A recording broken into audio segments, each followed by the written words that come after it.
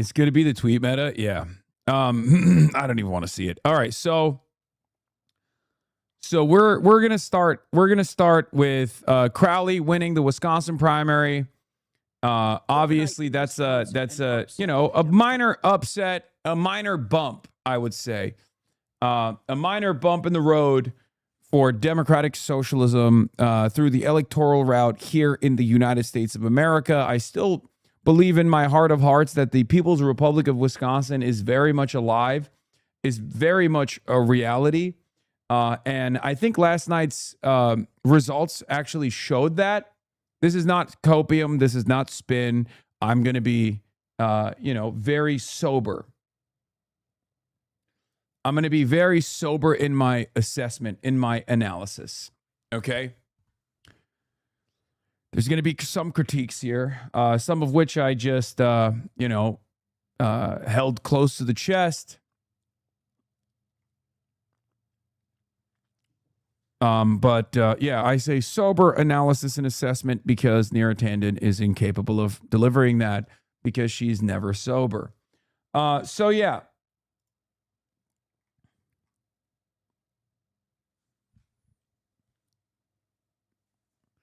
We lose, we organize, we win. Yeah. So, first and foremost, let's get started. Francesca Hong was able to draw immense turnout. And she was able to do this without any national endorsements, any local major endorsements, no Mark Pecan endorsement, no Bernie endorsement, no AOC endorsement. I was the de facto largest surrogate for the candidate. Okay. The fact that she was able to, alongside the local DSA chapters, the fact that this campaign was able to bring this much turnout is incredible. Okay? It is fucking credible. Do not let anybody discourage you. Do not let anybody try to undermine that accomplishment. Because the media will try to do it, right? The media is going to try to do this. They're going to say, oh, dude, the DSA, it's over. I guess, Abdul El-Sayed wins by 1 point. That's basically the same as a defeat for DSA-aligned candidates, even though Abdul's not a part of the Democratic Socialists of America. David Crowley, the establishment candidate, ekes out a victory by even a smaller margin. And they go, the establishment bulwark is alive and well. The Democratic Socialism momentum is over. We've done it. And it's very funny. They're not even hiding their biases at this point. I think it's important to show that contradiction. It's important to show that hypocrisy. It's important to stress how much these guys are biased in the direction of establishment candidates. I'm sorry. There are a lot of people that get consulting gigs with these corporate lobbies that then also moonlight as commentators on CNN, MS Now, that spend less time doing real journalism and more time backseat quarterbacking, specifically at the behest of the corporate influence, right? Here it is. Politico. Progressives didn't get the big election night they wanted. The razor-thin margin only deepens divisions over the future of the Democratic Party. The far left hits a wall. The movement had been riding high off a string of primary victories this cycle, but Francesca Hong's loss Wednesday led to an immediate round of finger-pointing.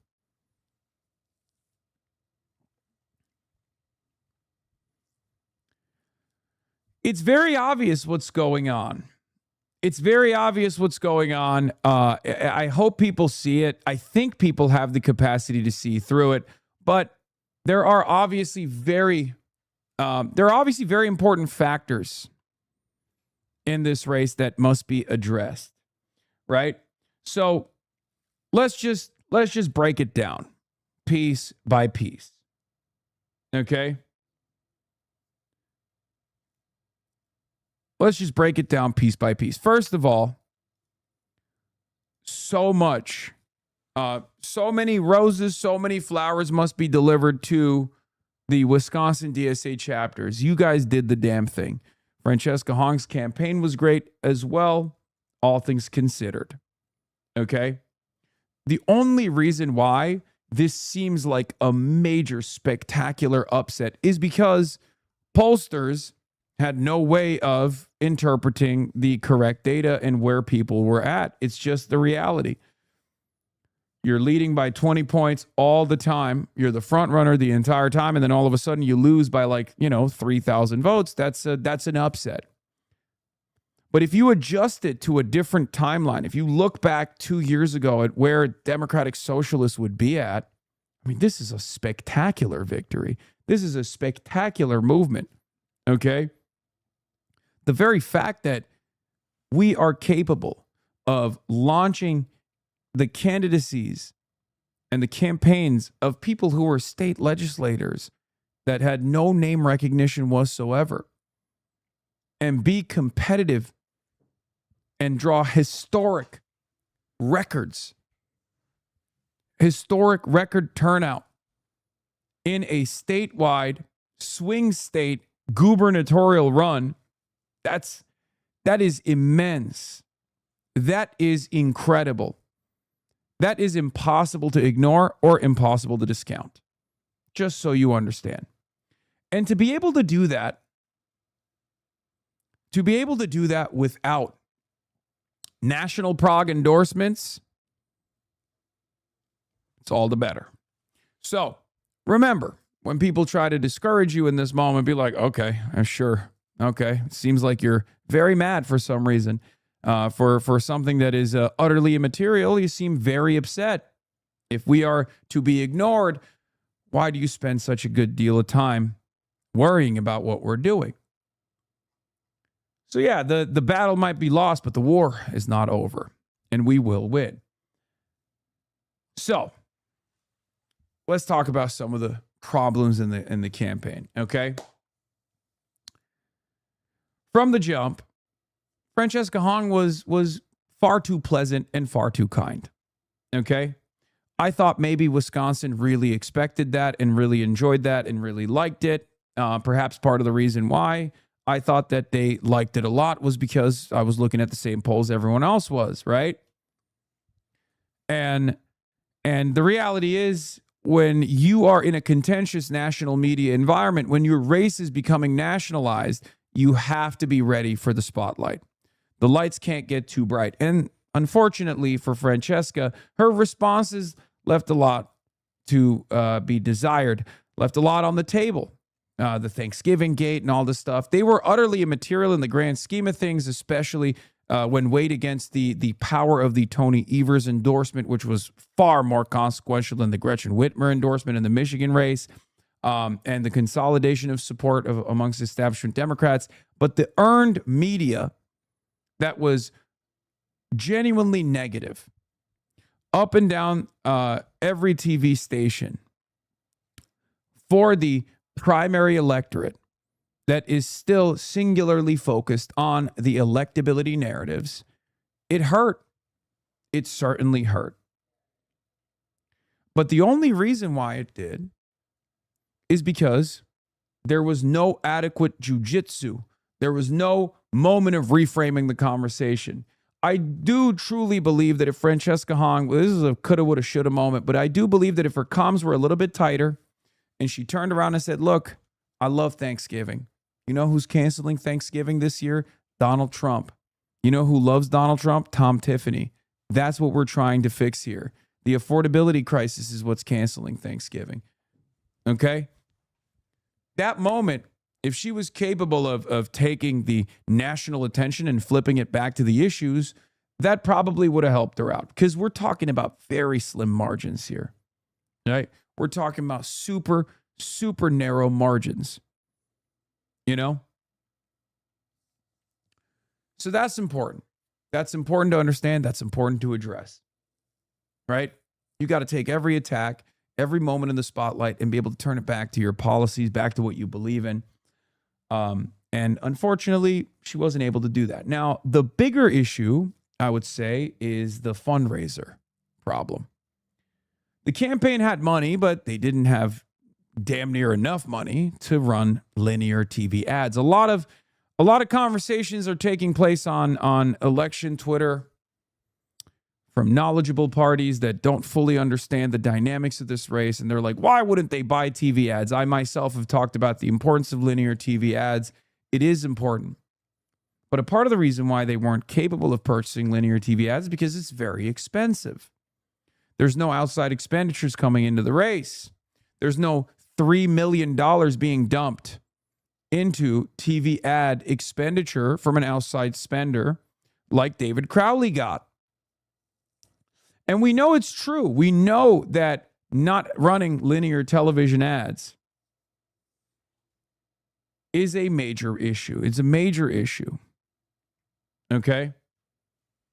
Because we saw Francesca Hong perform in rural markets where some of the rural districts, the counties that were not in the Wisconsin television market actually went to Francesca Hong. Those are the markets where Crowley's team did not spend any money on linear TV.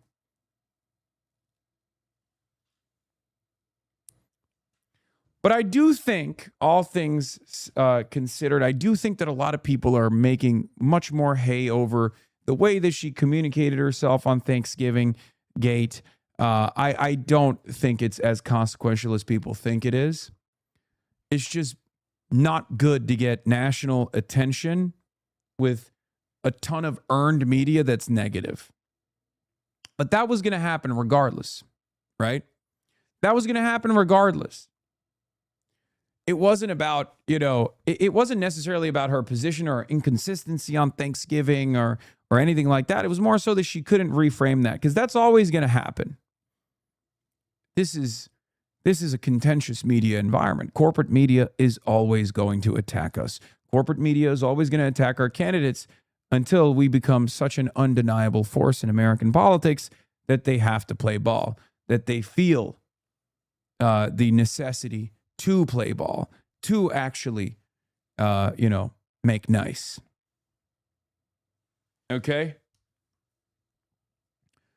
And we've seen this take place in different races as well, and we've been able to out-organize these sorts of attacks.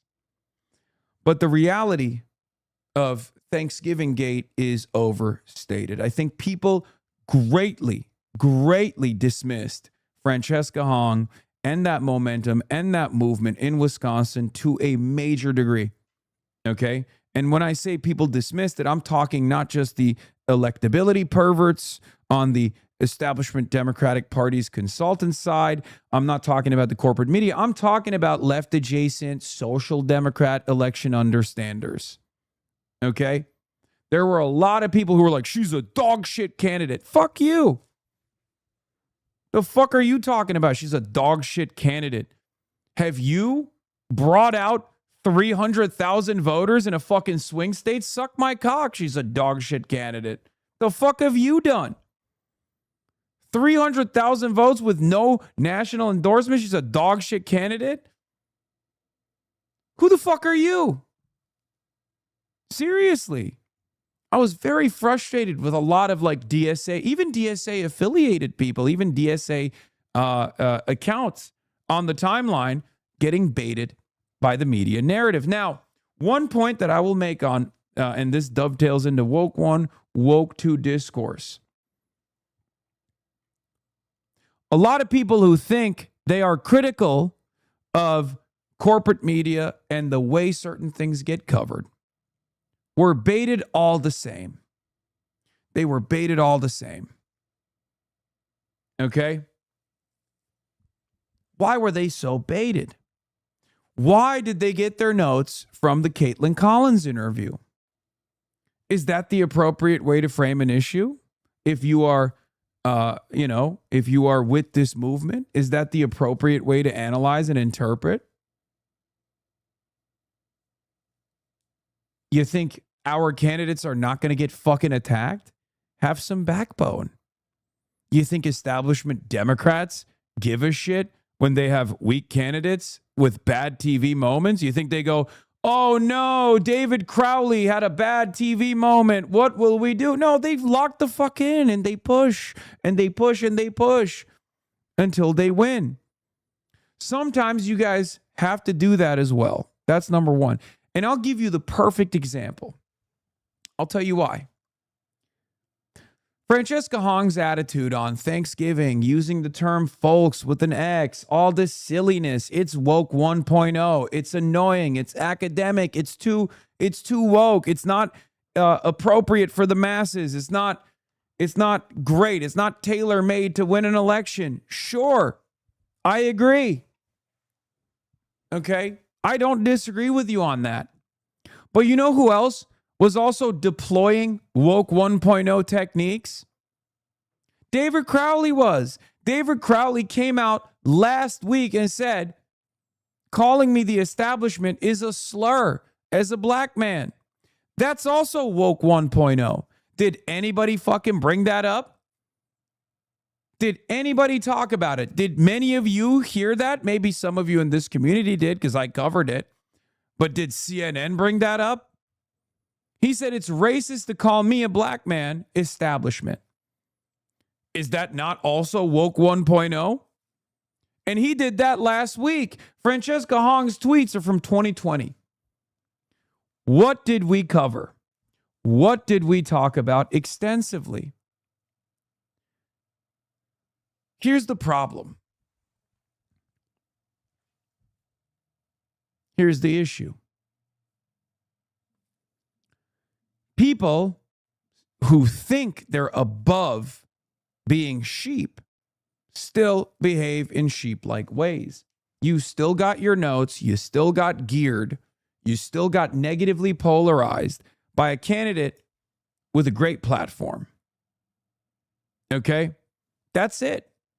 And many of my good friends did this as well. Many of the people that I like also got duped. You understand? So we have to be a little bit more disciplined. We have to be a little bit more organized. And we have to, we have to rally the troops at times. Because if we are divided in any way, shape, or form, it's open season at that point. I mean, look, Fox News immediately covering every single thing that I say on this broadcast. Yeah,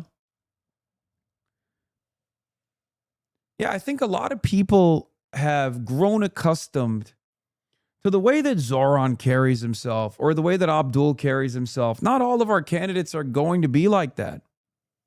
All of those problems are solvable. With a good comms team and airtight messaging, you can solve those problems. Francesca, unfortunately, got cooked a little bit on that aspect. But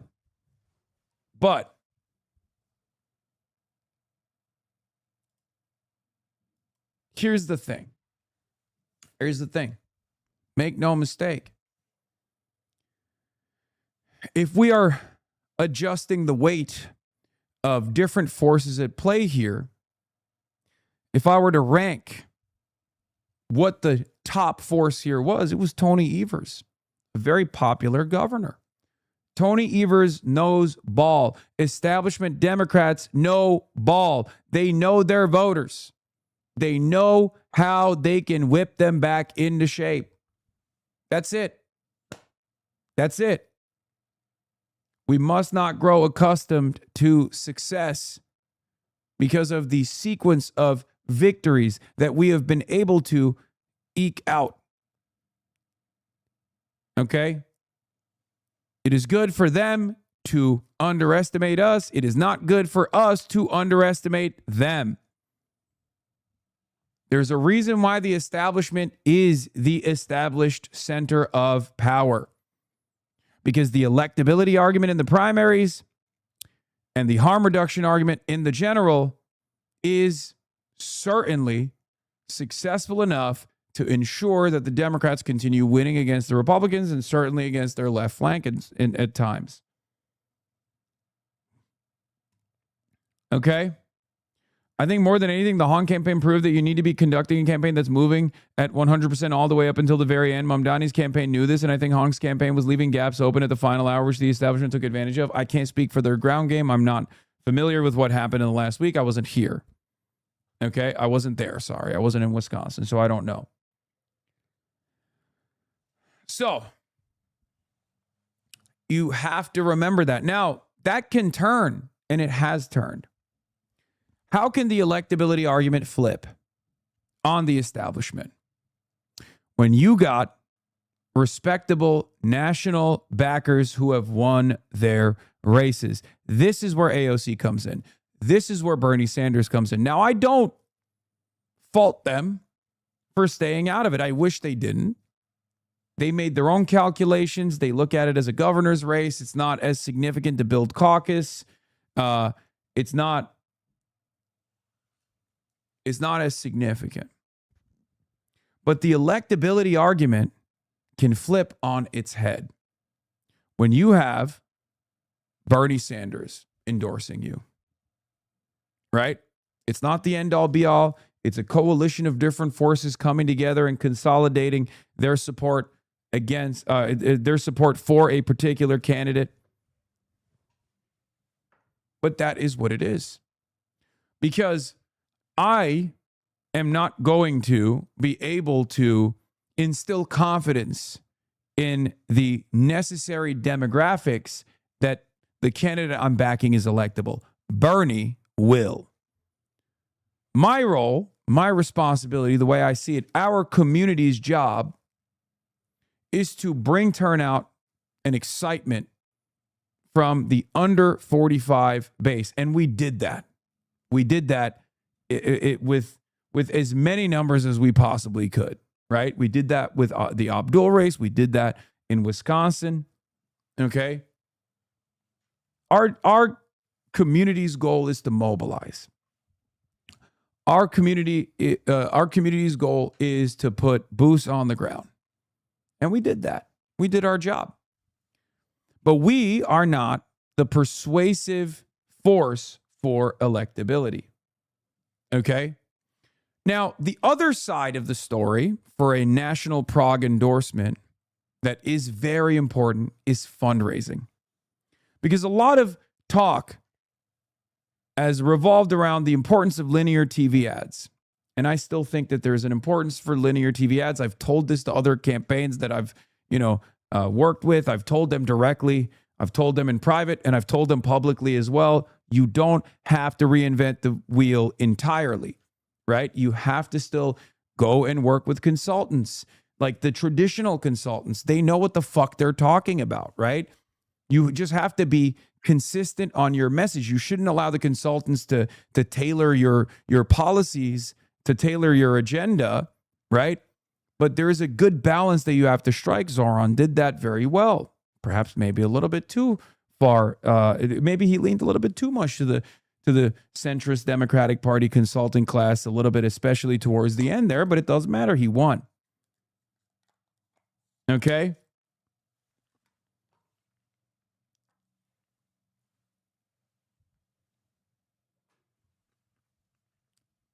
If you want to win elections, you got to go with winners. These guys know how to win. These guys have won elections before. And like I said, you don't have to reinvent the wheel. You don't have to reinvent the wheel. But you can't fundraise enough by just, coming on the Hasanabi broadcast, by going on Michael from Pennsylvania's broadcast. You have to get that national endorsement. You have to get the excitement. One Bernie Sanders email can overnight bring in $100,000. That's huge. That's as consequential as one media hit that you do or two media hits that you do with someone like myself. We raised like $57,000 in a couple hours, right? So the Bernie endorsement not only gives you credibility and actually flips the electability argument in your favor, but it also fundraises for you in a very meaningful manner. Okay? It fundraises for you, and then it opens up new opportunities. You can do defensive TV ads. You don't have to just be everywhere all at once, but it's good to also block out certain, certain time, certain ad markets. It's good. It's good to play a defensive posture there. It's good to be everywhere all at once. So that's the thing. And also, it's becoming increasingly clear to me that if you don't have those big national prog endorsers, then that becomes a story in and of itself. This was a huge problem with the Shoykot race, if you recall. That actually played a major role in cooking Shoykot Chakrabarti, because he played his hand. He said, look, I work with AOC. And then people started asking AOC, why aren't you endorsing him? And that played a big role. That played a major role. So that's also important.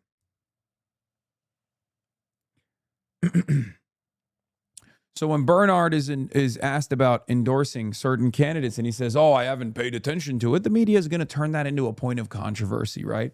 So I think our national progressives also have to be a little bit more careful, not careless, in how they talk about certain candidates. I think establishment Democrats do this very well. Elisa Slotkin is a great example of this. She very famously didn't endorse in the race. She didn't endorse Haley Stevens. She didn't endorse Abdullah Syed. And she also played around that issue very well. Our side needs to be able to do that. And I think sometimes we don't do that. AOC did do that, where she defended Francesca Hong. I don't think Bernie necessarily did it as well. But ultimately, it would have been far better if they had endorsed her. I mean, she would have won. But I assume that ironically, the numbers in the general were a toss-up for Francesca, and they were terrified of that, of what kind of blow that might deliver to the socialist movement broadly, the insurgent movement broadly. You know?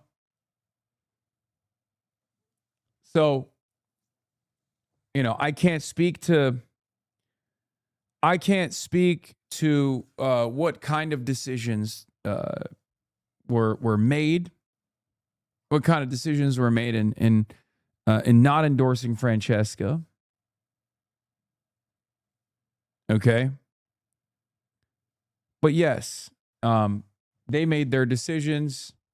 At the end of the day, I still think that it would have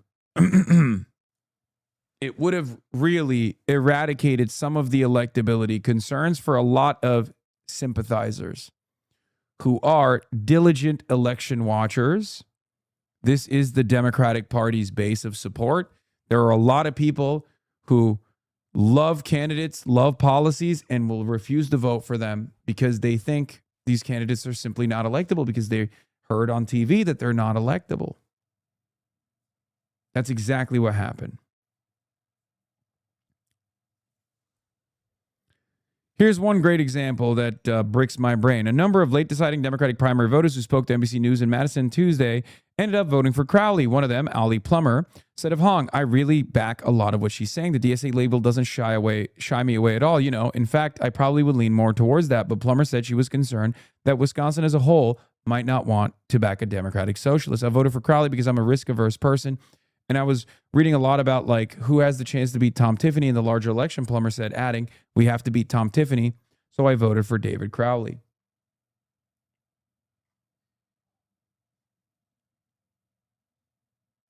That voter would not have even questioned voting for Francesca Hong if there was a Bernie endorsement. Right?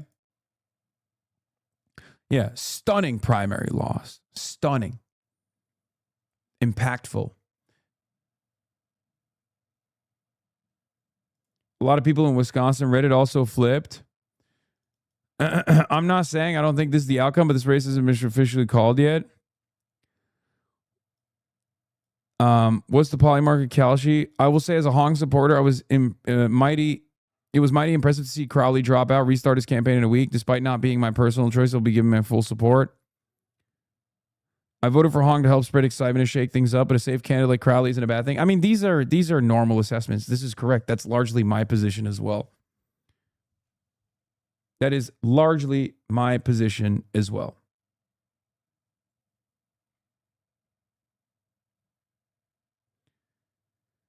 My cope is that I feel like the governorship rarely affects those outside their states that much, especially moderate milquetoast Dems like Crowley. Yeah, no, for sure. That's the major calculation, because what we are talking about here is a very different race. That's why I kept stressing the reality that, you know, red states vote for blue governors, blue states vote for red governors. The governor is a much more intimate role. It takes a much closer role in people's lives inside of the state. It's an interstate situation. It's not. It has nothing to do with like the broader movement overall, even though it is significant because it shows that like socialists can win statewide office even in a you know swing state. That's why it's consequential. But the way that people view the role of governor is like, I'm voting for a person that, you know, is going to deliver the trifecta. That was the primary concern of Wisconsin voters, and that's why Crowley won. Why do you say Crowley's a non-offensive and safe choice? He's pro-data center and pro-Israel. It's the exact same role flipped on its head. Francesca Hong was a safe vote because it's a D+7 race, and it's only getting worse for Republicans as we come closer to the general election. That's it. That's it. It matters not what the Democrat is pushing for unless they are like openly and aggressively leaning into a certain stance, which I don't think David Crowley will lean into in the general. That would be electoral poison for him. I hope he doesn't do that, because he will actually snatch defeat from the jaws of victory that time around. But I think Tony Evers would probably stop him from doing that. Right? Tony Evers didn't back this guy in a last-ditch effort, only to have him fuck up all chances in the midterms and fuck up the trifecta. It's not going to happen. I have too much confidence in at least the Wisconsin Democratic Party, maybe not the national party, but the Wisconsin Democratic Party nonetheless, to not fuck that up. I think Francesca Hong will campaign with Crowley to make sure that, you know, our demands are heard and to make sure that our side still comes out and votes. You understand?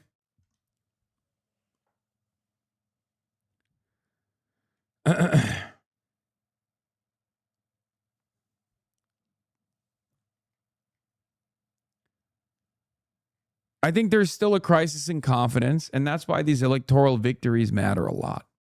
There's still a crisis in confidence for the left flank. We still haven't proven our legitimacy. It's going to take time, but I'm confident we will be able to achieve it. That's why Zoran's governance, the association of good governance and democratic socialism, matter quite a bit. You know? That's why it's very important that Zoran succeed. It's very important that Abdul win his race. It's very important that these newcomers are dynamic.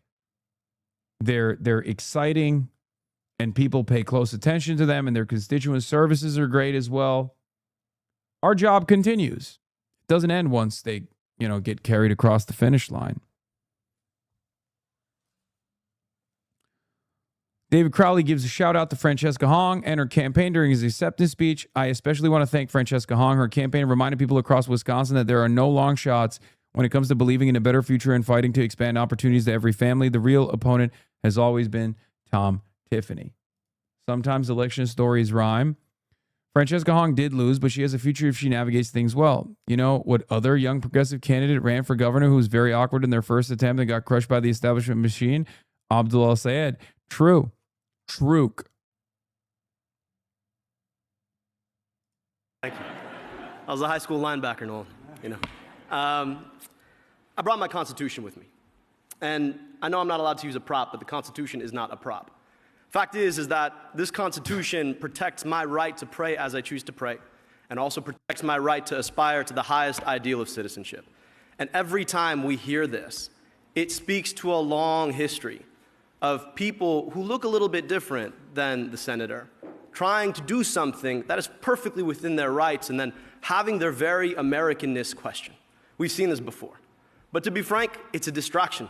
Because at the end of the day, the kind of exclusionary language that we're hearing is exactly what's locking people out all over the state. An education system that's failed our kids in Detroit. The fact that we can't even give people water in that city. The fact that Flint got poor. I mean, it's not that cringe. He's literally hitting the same notes. He's literally hitting the same notes. I think you guys are trying to be, I mean, obviously the optics matter, aesthetics matter. It's kind of crazy. I mean, clavicular wasn't wrong. You know what I mean? Poisoned 9,000 kids, and we're still worried about clean water. That kind of exclusionary thinking is exactly what's run government for too long. It's exactly what I'm standing up for. And as an American. So yeah, in any case, yeah. I mean, look, there was a lot of greenness in the Hong campaign for sure. Yeah, what I'm saying is Francesca Hong needs to get fucking jacked. Okay, just jacked to the gills. She needs to become a bodybuilder. But yeah, I don't feel as discouraged as some others are. Maybe there's a lot of people in Wisconsin that, you know, tirelessly knocked on as many doors as possible. And now you feel like, what did that amount to? Nothing. Do not feel discouraged. Do not feel discouraged. Think about where you were 2 years ago and then think about where you are now. Okay? It is ridiculous. What is this? Yeah. Note on ads. The campaign was financially capable of purchasing cable ads, but they deliberately chose not to and rejected them as ineffective. Her campaign put out a statement that they were pursuing streamer ads to reach voters more efficiently and that they weren't running the campaign political consultants have run. Yeah, no, I know that. I know that. Like, part of it is money, but part of it is a deliberate attempt. They had some money. They could have done it. They didn't. They chose not to. I know.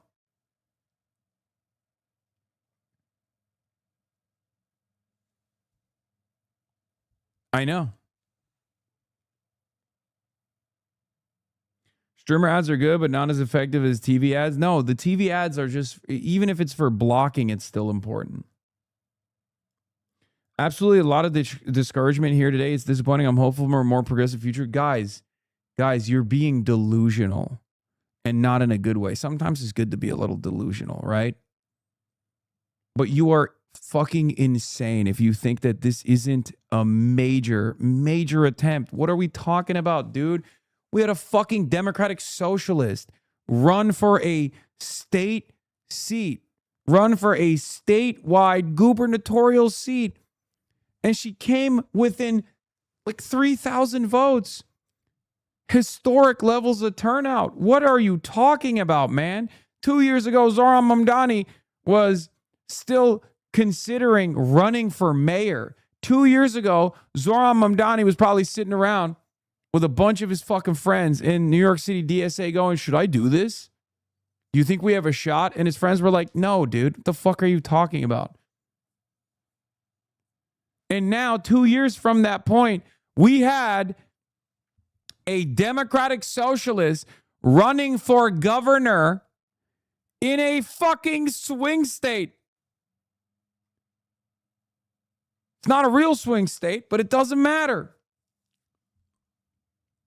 What are you talking about?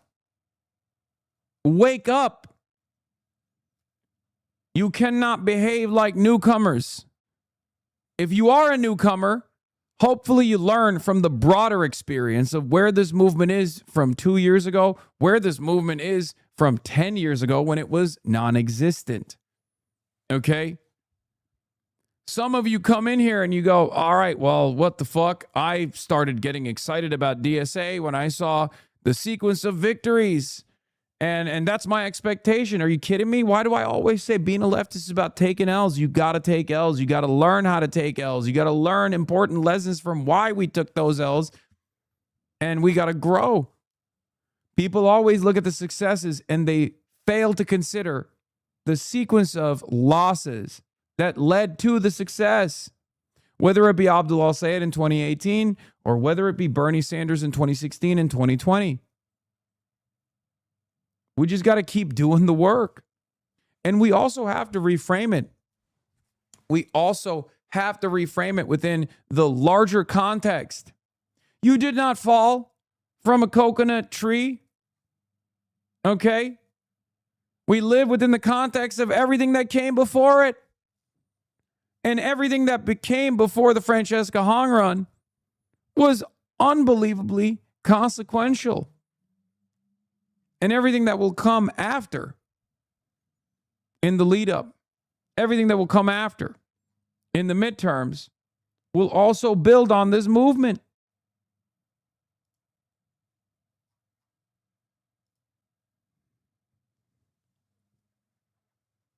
Yeah, look at Francesca Hong's national endorsements. Ro Khanna, Ilhan Omar. Look at Peggy's national endorsements. And obviously, that's not a good comparison because the Minnesota race was 100% an anti-ICE race. It was a lock. It didn't look like a lock in the polls, but it was a lock nonetheless. You understand? Yeah. Francesca Hong, at the end of the day, got 85,000 more votes than Tony Evers. Okay. What are we talking about? What are we talking about? But this momentum, 313,000 for Crowley, 310,000 for Hong, proves the point I was making that Wisconsin is not a swing state. Wisconsin is not a fucking swing state at all. That's what I've been saying. So it would be a major mistake for the establishment Democrats if they don't lean in to the momentum that Francesca Hong and the DSA brought in. Okay? Sure, she lost by an ass hair. But that's a lot of fucking voters. And they weren't voting for electability. They were voting for policy. That's the difference between Crowley and Hong as well, because Crowley voters were electability voters. So you have to listen to the base's demands, and I hope they do. I hope they don't fuck this up. But ultimately, you look at this turnout, you look at these numbers, not very good for the Republican side. If I'm Tom Tiffany, I'm shitting my pants, okay? I'm pissing, shitting, and farting in my diaper. If I'm Tom Tiffany, I'm looking at this and going, uh-oh, not a great time to be a Republican. Not a great time at all to be a Republican, okay? Very discouraging results for the Republican side. Not even close.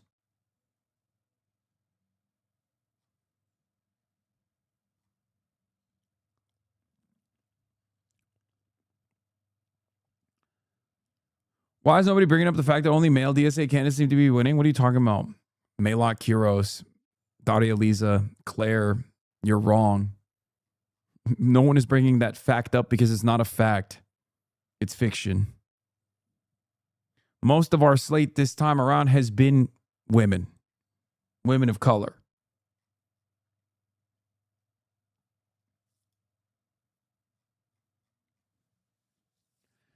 Now, yeah, new governor poll on Wisconsin shows Crowley at 47 to Tom Tiffany's 44. That's wrong. It's going to be even higher margins than that, I think. But it's also entirely dependent on how Crowley, hugs and kisses the left flank here. Okay.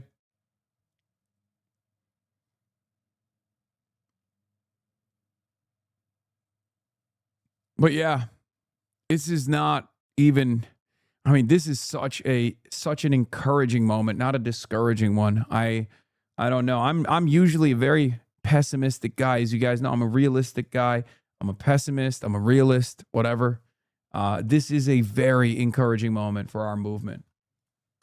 I gotta pee. Wave and a surprise victory for the party establishment.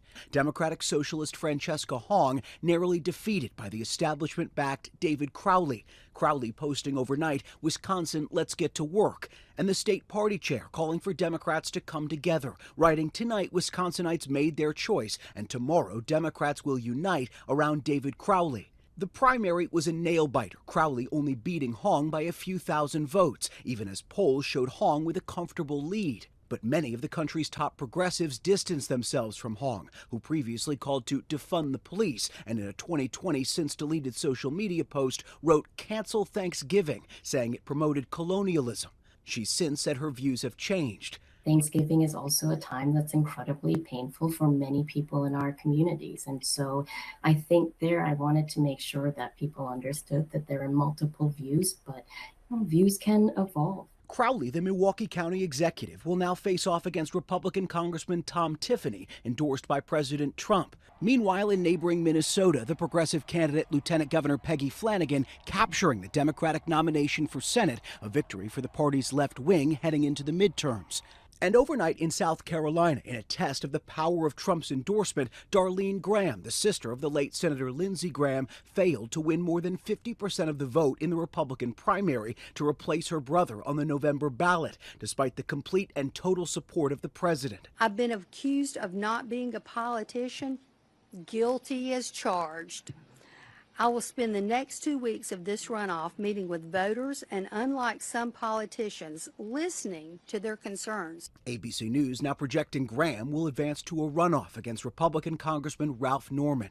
So multiple tests overnight, but it's all really going to come down to who goes to the polls in November. And one more state where the president's endorsement came up short last night was Minnesota in the Republican race for governor. Mike Lindell, a close ally of... No, not my goat. Not my goat. Not my goat. Hold up. Hold up. We're still riding with Michael Pillow. Let's just say he has not conceded. Okay? So that's not a defeat. We know the Republicans stole the Republican election from the Republican Michael Pillow, who was endorsed by Donald Trump. The rest of the Republicans stole the election from Michael Pillow. Michael Pillow, please continue pushing. Please continue fighting the good fight. Stop the steal. Stop the steal. He's in it to win it. He is conceded. He has not conceded. Excuse me, conceded. More like he's honest. He's a brave warrior. Mike will rise again.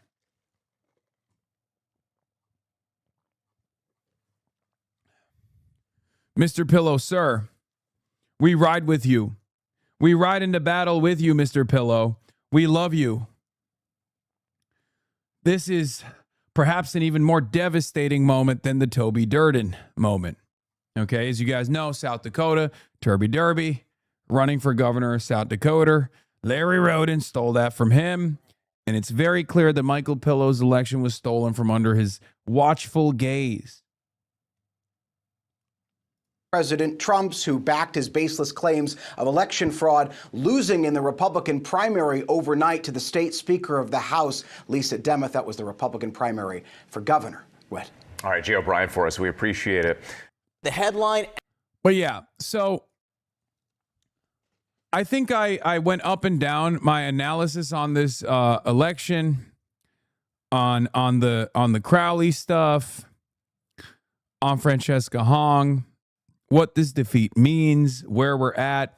Now, of course, the take machine at the take factory continues. Neera Tanden says this guy was Hong's biggest surrogate. As I've said, campaigning with Piker is a death trap, possibly in a primary, but certainly in the general election. To which I said, yes, this is part of why we came close to a victory, but ultimately lost. I should never be the biggest surrogate of a campaign. Pecan or national progs would have alleviated some of the electability concerns of Hong, which were overstated and outright weaponized in the last week blitz. Tightening comms is an easy fix for the general. Ultimately, the platform was good and brought historic turnout. There won't be a Republican in the governor mansion, and I'm happy for that.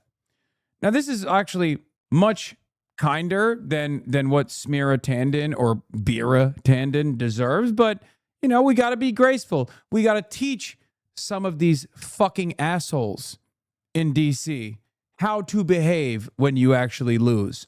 Okay? It's very important that they learn this lesson from a 35-year-old loudmouth Twitch streamer. Okay? Remember, this is a person who's worked in the Clinton administration, in the Biden administration. Well, she kind of worked in the Biden administration, and also the Obama one.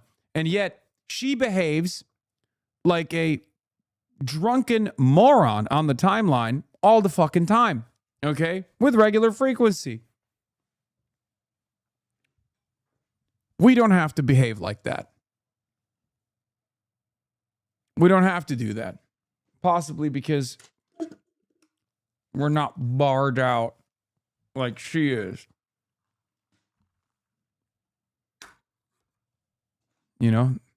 I guess the Democrats needed their own Jeanine Pirro, you know? So, yeah.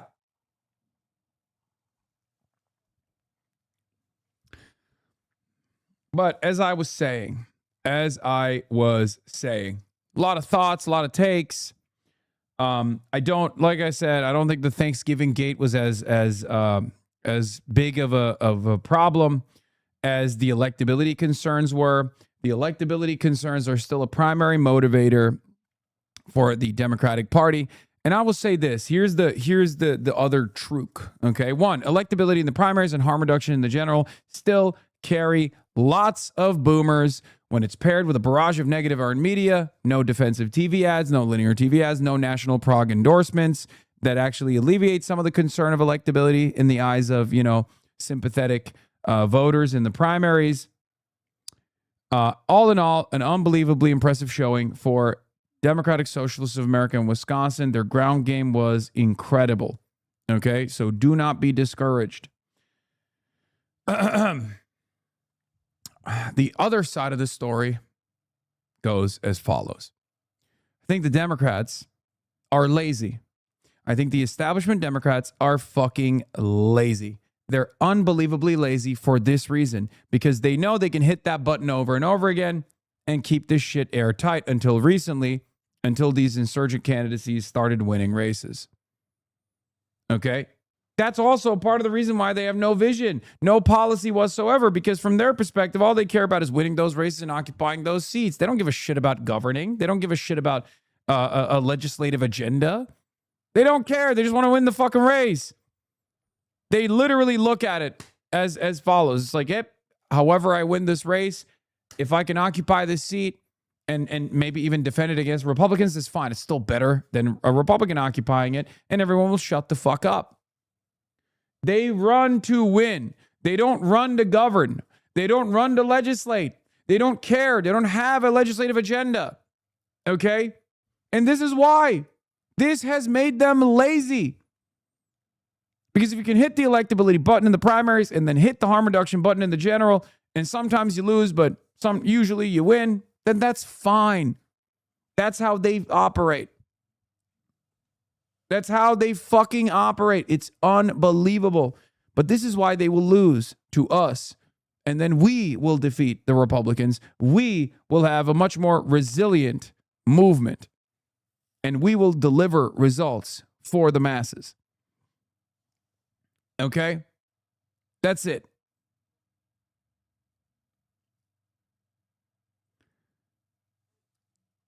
No wonder Neera feels so comfortable appearing on camera cross-faded. Yeah, of course. Bold of you to assume that Democrats want to win. Yeah, I mean, they do. It's their job. It's their job. They like winning the races. They're fine with losing too sometimes. If it's, the rest of the party losing, or if it's Bernie losing, they'd be probably fine with that. They could eat that loss. But ultimately, yeah, of course they want to win. It's the fucking job. It's you don't want to lose your job at the end of the day. That's also the reason why they fucking hate me. That's also the reason why they hate us. That's also the reason why they hate this movement, right? Because we threaten their seats. We threaten their positions of power. We threaten their influence. If democracy thrives, well, their job gets more difficult. They now have to be responsive to the masses. They no longer can just rely on corporate donations to carry them into victory over and over again.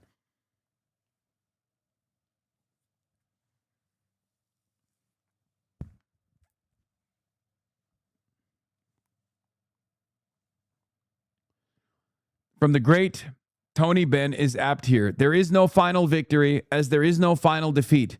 There is just the same battle to be fought over and over again. So toughen up. Bloody toughen up. Yes. It's true.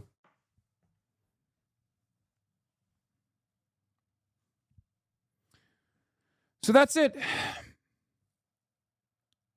But once again, we can use the electability argument to our advantage, but we just have to prove it. We have to prove it. It's that simple. We have to prove it. We have to prove it to the base. And then we have to prove that we can govern. Do you understand? We have to first prove that we are the electable ones, and we have to win and make sure that Republicans don't win these races to prove that to the base. But then after that, we have to prove that we can govern. We have to prove that we can push for the agenda that we promised and fight like hell for that. It's a long road, but I think we can accomplish it. Absolutely is Wisconsin. We'll go back to the governor's race there because this was an upset. This is something that has given the establishment a sigh of relief this morning. Let's get right to Jeff Zeleny, who is live in Madison, Wisconsin. And Jeff, you and I have covered a lot of races, but we keep seeing things we've really never seen before. This was a huge come-from-behind victory, and this was close all night long. John, good morning. We have never seen anything like this before. 1 month ago, David Crowley was out of this race. He suspended his campaign on July 8th for 10 days. But what happened in that 10-day period would obviously change the race. The lieutenant governor of Wisconsin, Sarah Rodriguez, dropped out of this campaign. Mandela Barnes, a former lieutenant governor, dropped out as well. Crowley got back in and roared back to a remarkable comeback last evening. As you were showing those results, there's no doubt that Francesca Hong was very strong in some college areas, a lot of those cities across Wisconsin. However, here in Dane County, in Madison, she also won this county, but David Crowley was also quite strong. That contributed to his victory as well. And as we talked to so many voters as they were casting their ballots, they liked Francesca Hong. They liked her call for change and this progressive strain of politics that has run through Wisconsin Democrats for years and years, more than a century, going back to fighting Bob La Follette. But there was also deep concern about whether she could. Yeah. Yeah, that's it. It worked. It worked. Guys, shut the fuck up. Stop saying cattle. Okay? Sorry. It doesn't matter. You got to work with the base you have, not with the base you wish you had. You can't just say they're cattle and move on. Okay? We do not get the benefit of doing that in the way that establishment Democrats do. You want to win or you want to fucking complain? That's it. That's it. You can't just go, oh, they're cattle. What do you do? And then feel disappointed. I never did that for Bernie Sanders as well. I talked about the problems of the Bernie Sanders campaign and the candidacy as well at the time. If they're cattle right now, then bust out the fucking prods. Wake them up. It's your job. It's our job. It's that simple. We have to be convincing. If electability is the message, is the salient message that works, we have to do everything we can. Okay?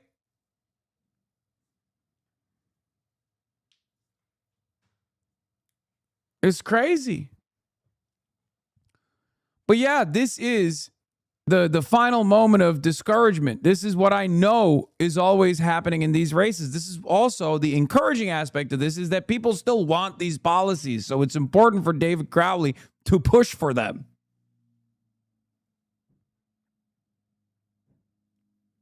I think the fact that she seriously underperformed highly educated counties and college towns compared to Abdul next door is proof that pro-Hong voters split for Crowley over electability. Yes. Yes, 100%.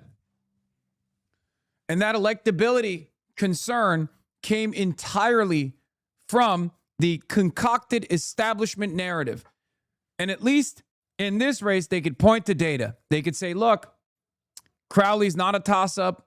Hong is. Okay? I'm not going to place a lot of emphasis on the polls. You want to know why? Because they did the opposite with Abdul, where the polls showed Abdul outperforming Haley Stevens against the Mike Rogers matchup. And the media still said Abdul is less electable. Abdul is less electable than Haley Stevens. So we know that it's not like they're relying on empirical evidence. It's not like they're relying on data every single time. They say the same thing every time. And we see this with Abdul's margin of victory being higher than David Crowley's margin of victory. And yet Abdul's margin of victory was a disappointing show out, a disappointing show for the left flank. David Crowley's much slimmer margin of victory was the establishment bulwark securing victory once again. It's over. The left movement is over. It only goes in one direction. It's the same with even someone like myself. My appearance is required for establishment Democrats. It's make it or break it. How dare Hassan not endorse Kamala Harris? How dare Hassan not go out and door knock for Kamala Harris? But then when I actually go out and door knock for candidates, they go, Hassan Piker is the reason why these candidates are losing. It only goes in one direction. It's propaganda. That's it. Wake up. Just do the fucking work. It's that simple.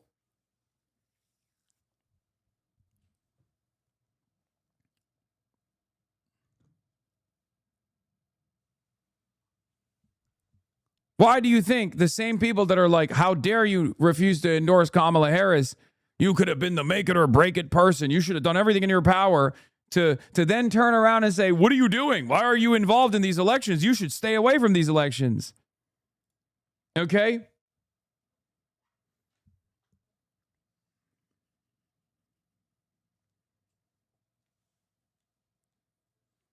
They will do everything they can. Establishment Democrats will do everything they fucking can to drive home that narrative because they don't have policies that motivate the base. They know.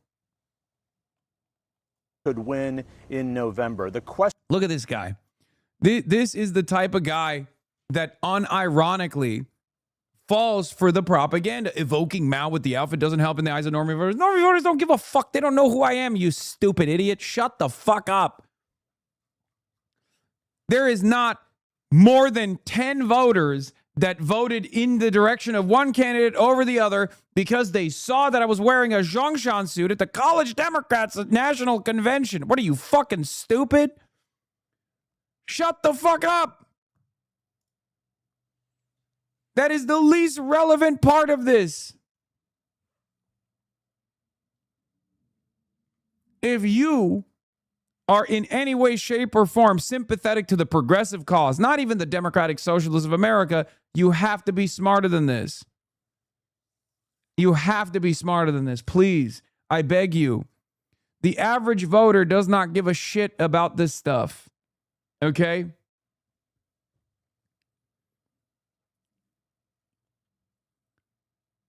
Ridiculous. I'd go so far as say, you'll see, by the end of this midterm season, people will be negatively polarized from all the fucking coverage on Fox News. They're going to be like, enough. Why are we hearing about this Hassan guy? Talk about the cost of living crisis. Talk about the endless wars, please. The cope is crazy. Yes, dude, I'm the one who's coping.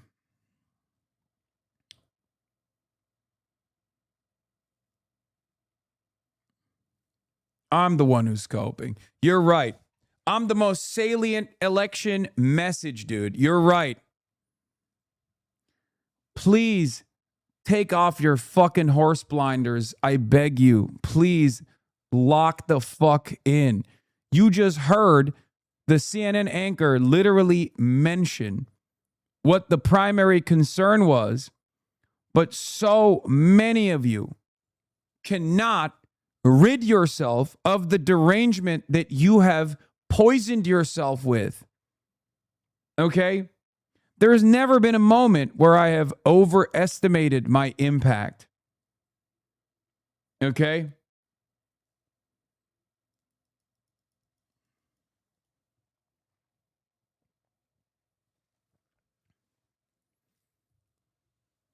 It is you who have designed your worldview around what motivates me. That's your primary driver. You have invented this insane reality where you literally think, oh, how will this make Hassan feel? Will this make Hassan sad?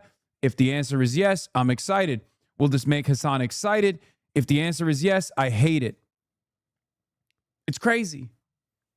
Please, I urge you to live in reality, okay? Please live in the reality.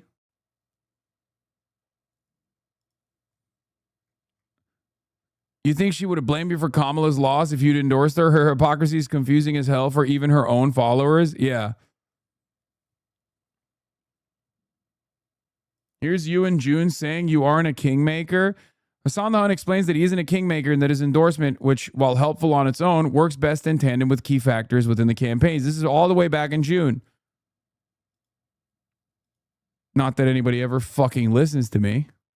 Wait, oh God, this clip is not working because it's all the thing. Here's the thing, okay? There's a perfect, harmonious relationship between my community, myself, and also the local organizations, specifically Democratic Socialists of America, okay? And there are other orgs as well. You know, Sunrise Movement is another great one that's all over and that's very active. But what's interesting about this is it doesn't work on my, like, I'm not a kingmaker. I will never be able to like make or break a candidacy. I can give them a boost, a necessary boost. I can give them, additional media coverage. I can get them volunteers and door knockers.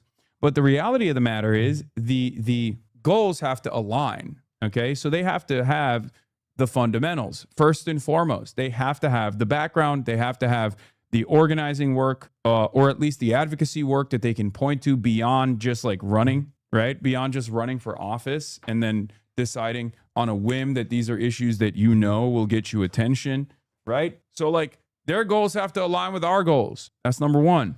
Number two, they have to have the solid fundamentals. They have to have the ground game. They have to have people that are knocking on doors. They have to have real excitement behind them. And in that situation, if the policies align, if the goals align, then yes, we can have a perfect, harmonious relationship. And therefore, especially with a sequence of other like higher profile endorsements coming from Bernie Sanders or AOC, or in New York, obviously Zohran Mamdani, then we'll see what happens. But I think then that's the magic spot, right? It doesn't, no one is capable of winning or losing elections. It doesn't work that way. And I've never said it works that way. As a matter of fact, I've said the exact opposite. And yet, for some strange reason, these guys never seem to listen to me.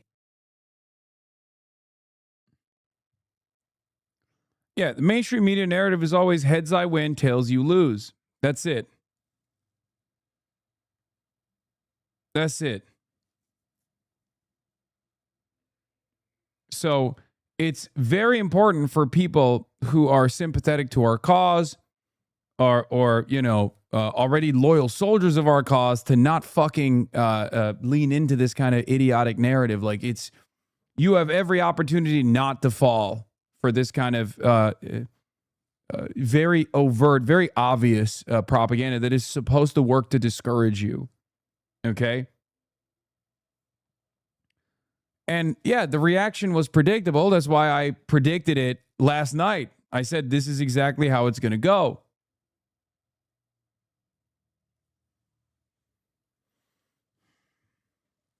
So yeah.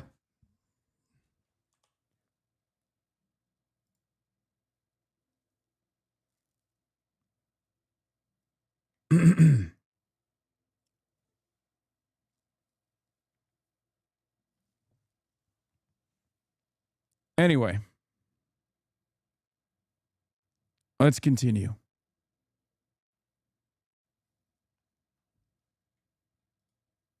Questions of electability here, John, were more pronounced than I have ever heard them. So we do know now that David Crowley will be accepting this victory in a speech in Milwaukee in just a couple hours. But the governor of the state of Wisconsin, Governor Tony Evers, he campaigned at Crowley's side I know exactly and what warned tweet Democrats this is. to not squander.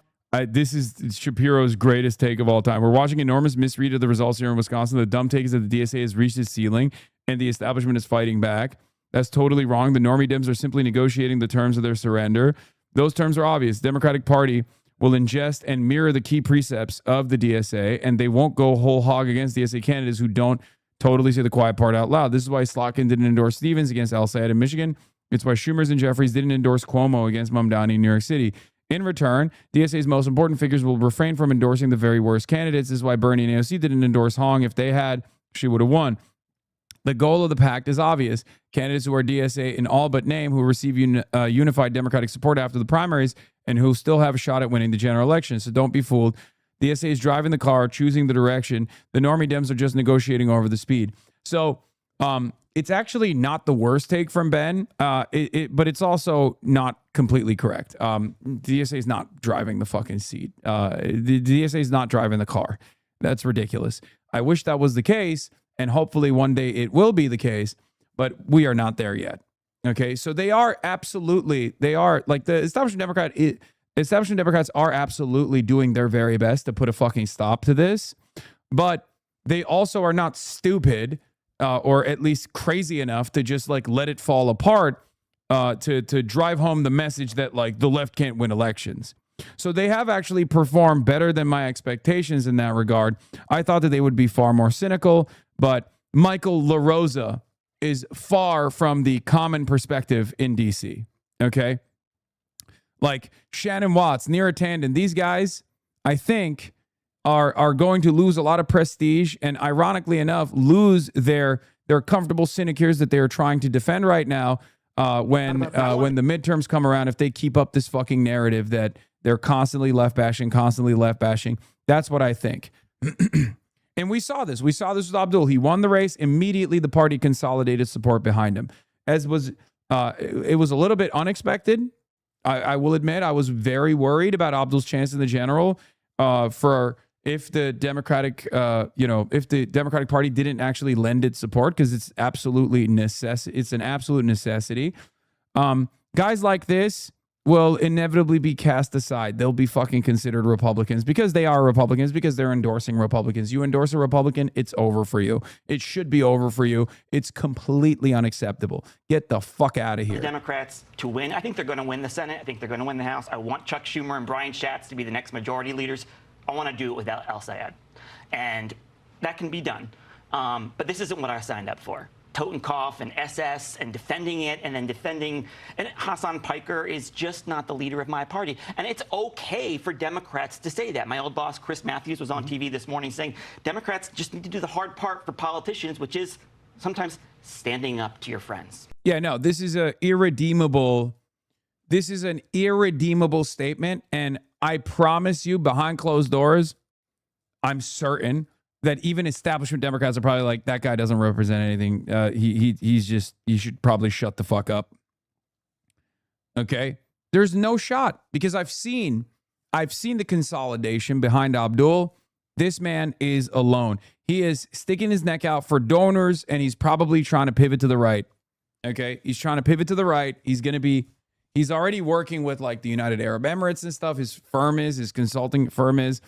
It's not, it's guys like that, they're on the chopping block. I don't think they realize it, and it's great that they don't fucking realize it. Okay? For the first time in my life, props to Chuck Schumer and Haley Stevens. Abdul explicitly says he will not vote for Schumer, but he's sending the DSCC for him anyway. Abdul says Stevens was dumb, AIPAC, rubber stamp in a suit, and she went all out for him. Credit where credit is due. Yes, because these guys are locking in. It's important. Because they care more about the Senate majority. At the end of the day, when push comes to shove, it's very clear that these people care more about the Senate majority than they do about fucking advancing petty grievances. So those who are advancing petty grievances, like Neera Tanden, and all of these other people, they will be inevitably cast aside. Okay? They will be on the chopping block. I care about the Senate majority. Of course I care about the Senate majority. I don't want to go to fucking prison. I don't want my friends to go to prison. Like, what are we talking about?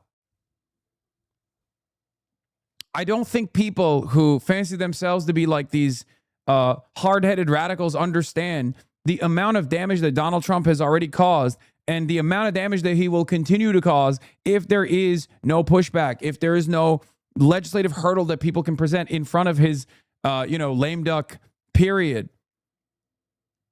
Nero won't be cast aside, be real. You're probably not wrong about that. As if Dems are difflam out. Guys, stop. Please. Please. Okay? Please. This is where the marginal differences make dramatically, massively consequential, have massively consequential outcomes, okay? You're being ridiculous. That's why I literally fucking openly say I voted for Adam Schiff. You know what I mean? Come on.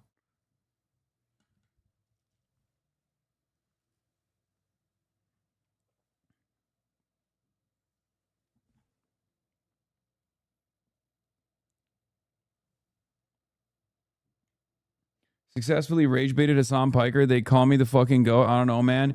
Brother, I'm going to keep it $150. Your life is literally meaningless if this is your ultimate goal, okay? I'm sorry. Please get better goals in your life. I promise you will live a happier and healthier life. Just dream bigger, okay? Dream big, King. Dream big. I love you. I want what's best for you, okay? Dream big.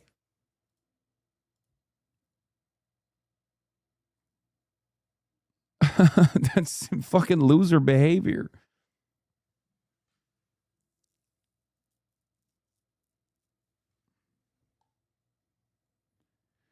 No one worth talking about calls you goat, big dog. Okay.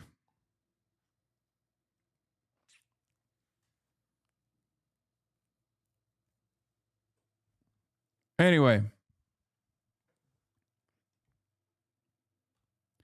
Contrarian take, this was the best possible result for DSA. Hong coming out with a fingernail proves the appeal of DSA-style politics and mod establishment's declining power. Had she won and likely gone on to lose? No, this is stupid. I just disagree. I disagree with the notion that Francesca Hong was going to lose in the general. I completely disagree with that. And it's the same principle as to why I think David Crowley is not going to lose in the general either, as long as he just like shuts the fuck up about data centers and stuff. Okay?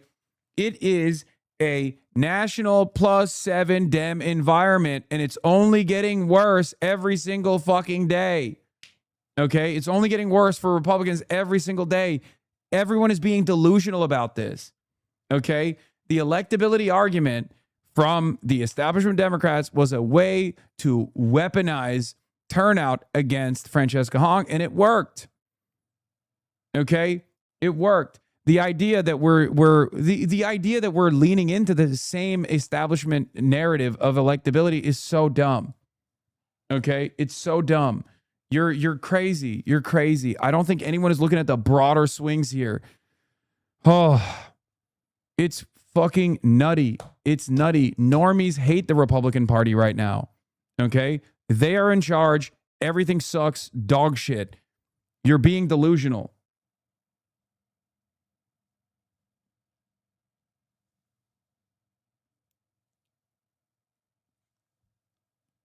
Yes, Caroline, leave it as out. We'll talk about it. What do you mean an endorsement from Sanders, Warren, AOC matters more than support from Hassan Piker and Michael from Pennsylvania? Shannon Watts brings up a point that I have made a million times over as though it's contentious. I don't know why.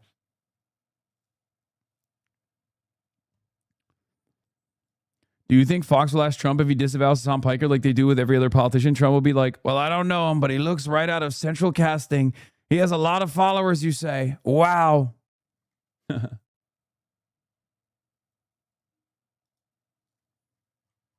Turns out cancel Thanksgiving is not a winning message. Oh, shut the fuck up, Richie Torres.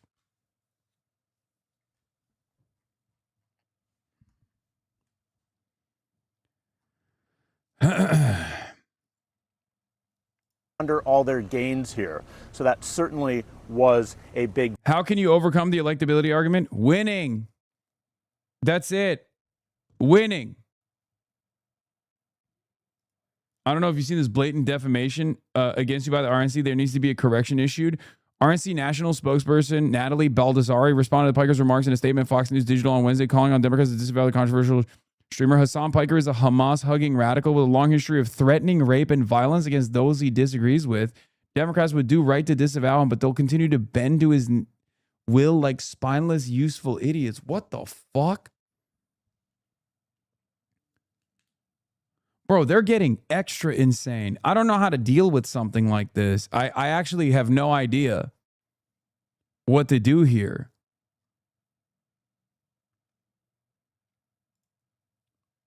Hassan Piker warns that knives will be out after socialist Francesca Hong falls in Wisconsin upset. Far-left streamer warned Tuesday night that the knives will be out for the socialist left after Wisconsin state rep Francesca Hong lost the gubernatorial primary to Milwaukee County Executive David Crowley. Piker argued during his live stream that the Democratic establishment figures will work harder to stop insurgent candidates because they no longer underestimate the progressive movement. Piker, who appeared alongside Representative Ilhan Omar at an August campaign rally, portrayed the loss as a warning for socialists seeking to build on recent primary victories. It will be more difficult, though, because the establishment will not underestimate us. It will continue to undermine us, but they will not underestimate us, Piker said. So the knives will be out. RNC national spokesperson Natalie Baldessari responded to Piker in remarks to Fox News Digital. Hassan Piker is a Hamas-hugging radical with a long history of threatening, rape, and violence against those he disagrees with. What the fuck is this person saying? The Wisconsin primary became a contest between the party's socialist left and its more traditional coalition. Hong, a Democratic Socialists of America member, was backed by Representatives Ilhan Omar, Ro Khanna, former Ohio State Senator Nina Turner, and Wisconsin-based DSA chapters. After initially leaving the race, Crowley re-entered in the contest with the endorsement of retiring Governor Tony Evers and accumulated support from the professional firefighters of Wisconsin, Wisconsin Labor's District Council, IBEV, Wisconsin. Hong previously sought to put distance between herself and Piker after appearing on his live stream for a campaign fundraiser, saying in July, MS Now reports interview that sharing a platform with someone did not mean she endorsed everything the host has said. Wait, what? Former Los Angeles, oh God. Beetlejuice Bob isn't take the Hong loss well, Pratt said on X. The DSA are freaking out that everyone is realizing Emperor Mao has no clothes. Piker said Crowley's victory was far from the worst result and predicted the Democrat would defeat Republican Representative Tom Tiffany in November. Crowley still, if he wins, is going to defeat Tom Tiffany, and that's a good thing, okay? I stand on that, Piker said. The Wisconsin Democratic gubernatorial primary was not called until early Wednesday after Milwaukee election officials said human error delayed the county's vote count. 5 of the 9 member states, the rest is just like describing what happened.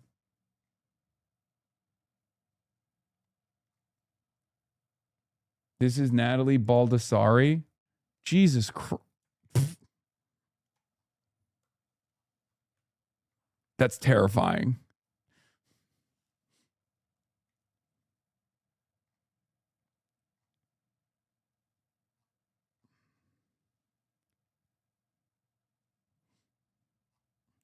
What is going on with the Laura Loomer clones in the Republican Party?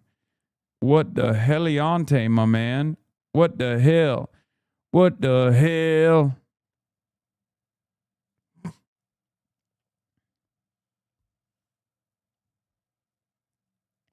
Wait, Fox News kind of did justice to that quote, right? I was expecting them to say it was a violence type quote. No, they're not. They're quoting me accurately.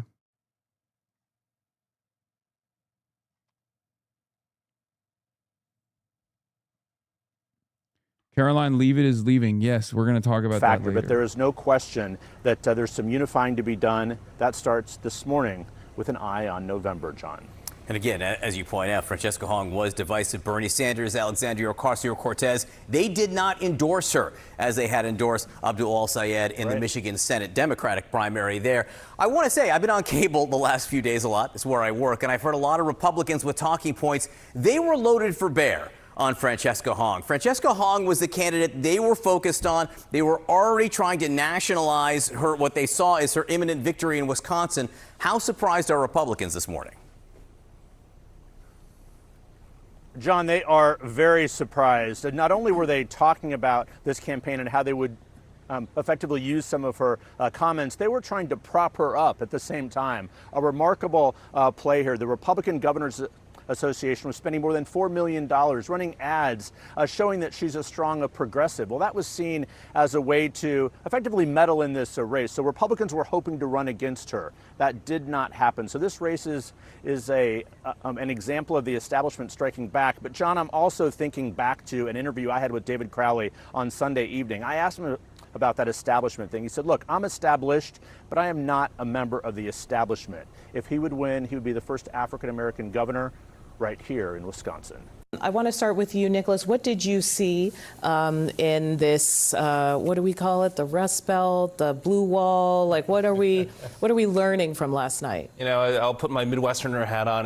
They love when we do that, by the way. Yeah, they're excited. They're excited. We know you want this. Yeah. I mean, I think, like, what we saw last night was Democratic primary voters really picking electability when it mattered in the state. Like, you know, in Wisconsin, we saw them pick the candidate who, by all accounts, is the more centrist one, maybe would fare better in a general election. But the counterpoint to that is Minnesota, where voters there picked the more progressive Senate candidate, Peggy Flanagan, over Angie Craig, the more centrist House member who was running for Senate. But that's a much bluer state, so perhaps the electability argument just didn't work as well. Exactly. One of the things that I'm interested in, Josh, because you've worked for both Kamala Harris, like a person who is known for being maybe too cautious, right? Like not known necessarily for their retail politics and style, and then also Bernie Sanders, who is still out there now at this point trying to play kingmaker.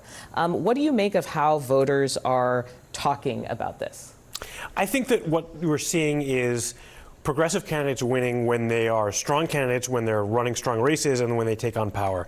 And I think we saw that with Peggy Flanagan. I think we saw it in Michigan with Abdul El-Sayed. And I think, frankly, we're going to see it with Brian Poindexter in his race against Max Miller, because it's, you know, when we run working people who are taking on the powers that be, that are taking on corporate greed, I think Democrats and progressives do very well. Yeah, and then Bernie Sanders didn't back Francesca Hong, and Democrats have been squawking left and right. One operative telling Politico she just doesn't have the Zoran ability to sort of laugh it off or pitch it. I'm beginning to get really fucking annoyed with this analysis as well. Even if truthful, it's just like, even if there's like legitimacy to the take, I don't like it. Okay, I don't like it. It's just so goddamn annoying, especially because like Zoran is very gifted, very talented, right? He's very charismatic. And what's been frustrating about this is that because it's usually from like left sympathetic figures, it's usually from figures outside of the movement, like the Social Democrats or the people who are usually like, well, I don't think Zoran, people who said, I don't think Zoran is electable before he became electable, before he won the election. Now they do the same thing to Francesca Hong. Now, and they were the same people who were doing it to Daria Liza, right? It's just very fucking annoying. At the end of the day, no, it's not misogynistic. I mean, I'm sure misogyny plays a role in this, but it's not the end all be all. I don't like it because they forget how important Zoran's policy platform was. They forget the importance of the movement. They forget the importance of the policy platform. Francesca Hong had that, okay?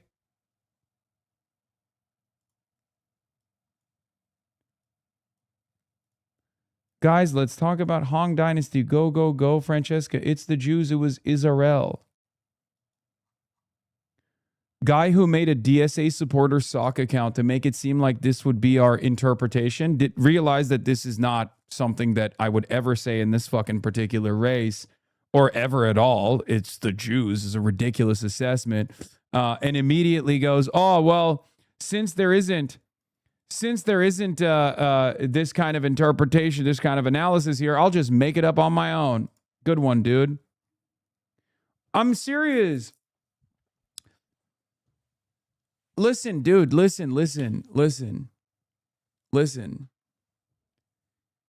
Shouldn't this be a wake-up call for you? If that's what you thought if that's what you thought today's events were going to unfold, like this kind of commentary for me, and it's not happening, shouldn't you just go, hey, maybe I misunderstood what this guy is about. Maybe I misunderstood that this guy is not this like vicious anti-Semite. Instead, you want to live out that dream. Instead, you want to live out the meme itself. How is this any different than what Steven Crowder does? How is it any different than what like Republicans do usually when they go, because I know that's a fucking dumbass liberal, right? It's one of those like centrist liberal, right-wing liberal guys who's trolling, right? This is exactly what Steven Crowder used to do when he was like, oh, transgenders are actually dressing up. It's men dressing up as women. And then when that doesn't happen, you just become that person, right? Like that's what Steven Crowder used to do all the time. We couldn't find a single person who was fake trans just to like win a weightlifting competition, so we became that person. It's very silly. It's very weird.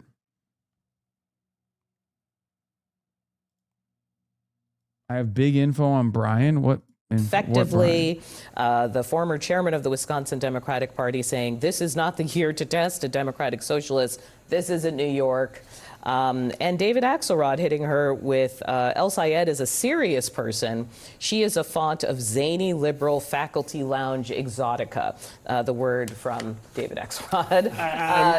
We were talking about this during the break, which is it's one thing to be talking within your activist community and in your primary where this stuff actually, you get a lot of nods and snaps, right? Like she wasn't just sitting on a bench yelling stuff and suddenly ahead in the primary. Yeah, and you saw, for example, in El Sayed and just the neighboring state that he was trying to seem more moderate. He was running what felt like a tighter, more serious race. He's also run a bunch of times, so he's had a couple more practice. And ultimately, politics comes down to perception, so I do think gauging someone less on the very specifics of their policy and more on the way that they interface with voters, more on the way that they're perceived. It didn't help that she had some tremendous gaffes going into the last week of the race. Not liking Thanksgiving is not quite a popular But you're right, policy. because the last week is what matters. That's when Democrats got their act together and said, hey, you who dropped out, you come back. You know what I mean? And there was this, like, it was described as chaotic, no? Yeah, extremely chaotic. Like, we saw the number up on the street, and this,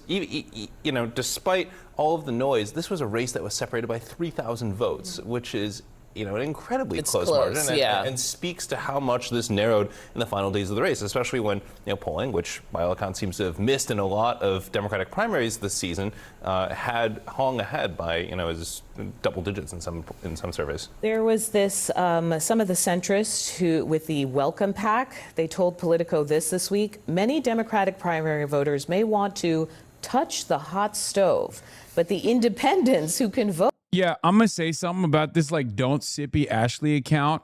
I don't want you guys to, like, attack this person at all, but I do think there are some accounts out there, anonymous accounts, that present themselves as, like, progressive, that say very strange things at times. Very weird things.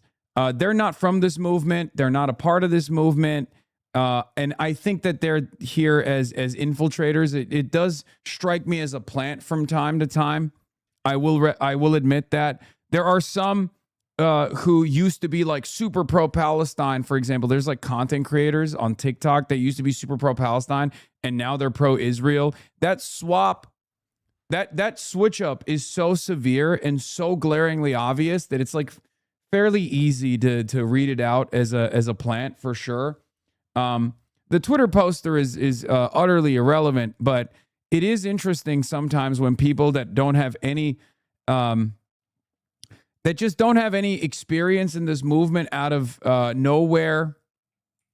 They just come out of nowhere. They start having takes, and it's like some of the takes are good, some of them you agree with, and then all of a sudden you start seeing them pop up more and more, right? Like this kind of thing. I'll say something that will anger some leftists. If you're running in a purple or swing state, I don't think campaigning with a Sonpiker is worth the potential political risk. You don't need his support to win. Many leftists have won comfortably without it, and associating with them will invite negative media coverage, distract voters from your message, and force you to spend time defending controversies, yada, yada, yada. While candidates in deep blue cities may be able to withstand that kind of scrutiny with endorsement figures like AOC and Bernie Sanders or Zoran Mamdani, the political environment is very different in competitive states. This stuff is very strange. I don't know where it comes from. I don't know why, but I have noticed this account make this like significant turn right around the same time. Right around the same fucking time that some of these other accounts that used to be pro-Palestine objectively and openly become like pro-Israel out of nowhere. So just, something to pay attention to. There are some paid accounts out there. I'll give you one example of this. Like one example of this that she hates you because of the Dari code. I don't think that's the reason. I think there's some other reason. I suspect that because it doesn't make sense. They like all of the same candidates that I like. They just hate my involvement personally. It's just weird. And it's coming right as here. This is what I was going to show you. Yeah, this woman is a grifter. Stay away from this account, this Caitlin Hennessy account. Here.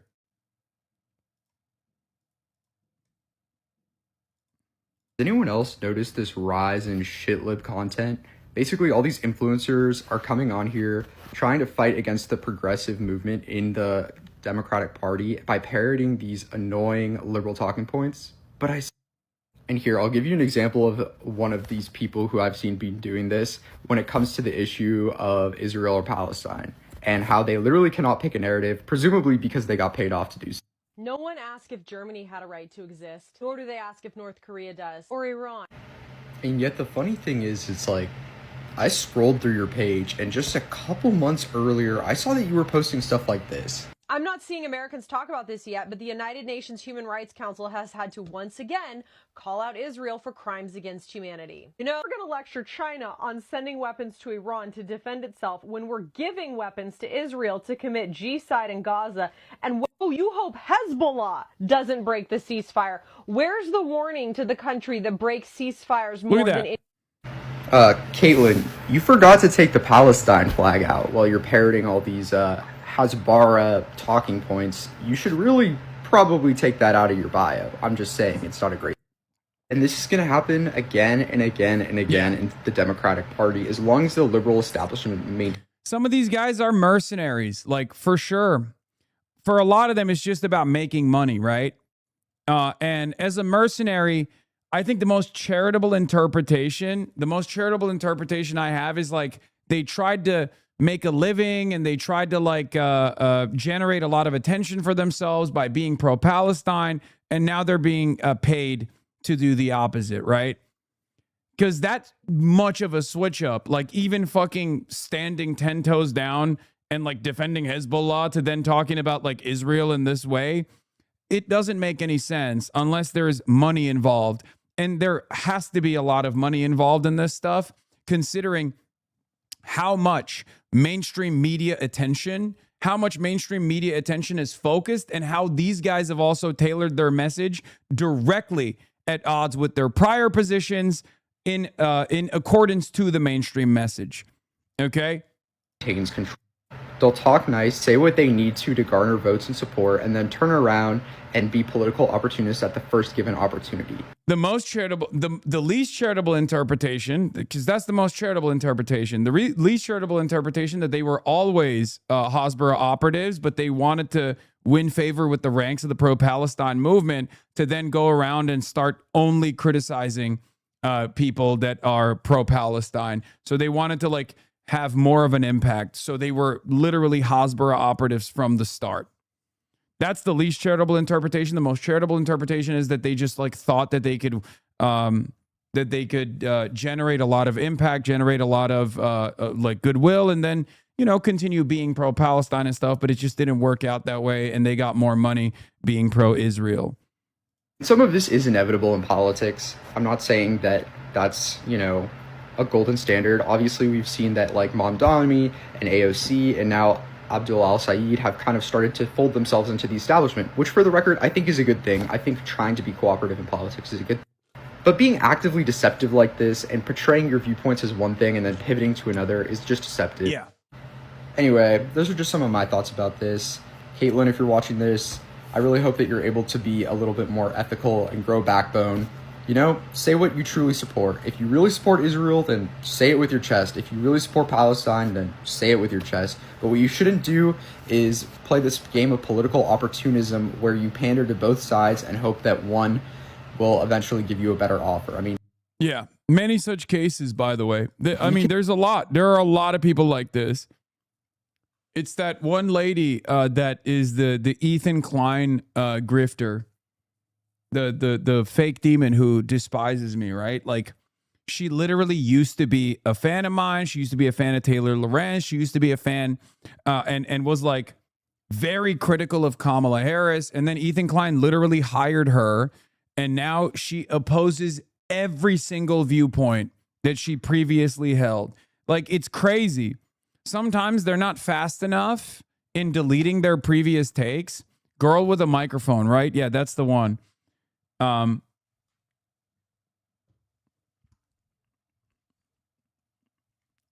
Yeah, a lot of these people are bought and sold. Some people get negatively polarized. I think that's a real thing. Like some people, some people see too much friction in their algorithm on their timeline if they spend a good deal of time on Twitter, and they just like lose sight of who they used to be, for sure. But yeah, I think there are people who just make that pivot because they just get paid, and this is about making money. You know what I mean? And that girl with a microphone lady is a great example of this. Going from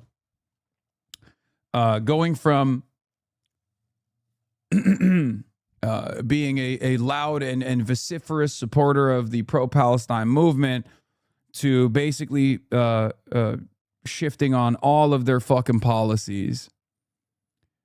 Yeah. Every few months, the third way new liberal centrist lobbyists shove an annoying youngish red shirt into the discourse for how you doing fellow kids purposes who disappears a few months later. Yeah. Yeah. The Yamizi, the former Biden White House official, is like one of the new, this is the more professional version of events. I'm just talking about the indie media side of things, right? Like girl with a microphone, this other lady that we're looking at, Caitlin Hennessy, like they are the less professional independent media actors. Okay. The former Biden staffer that is a third way a third way advocate is the more professional version of this, right?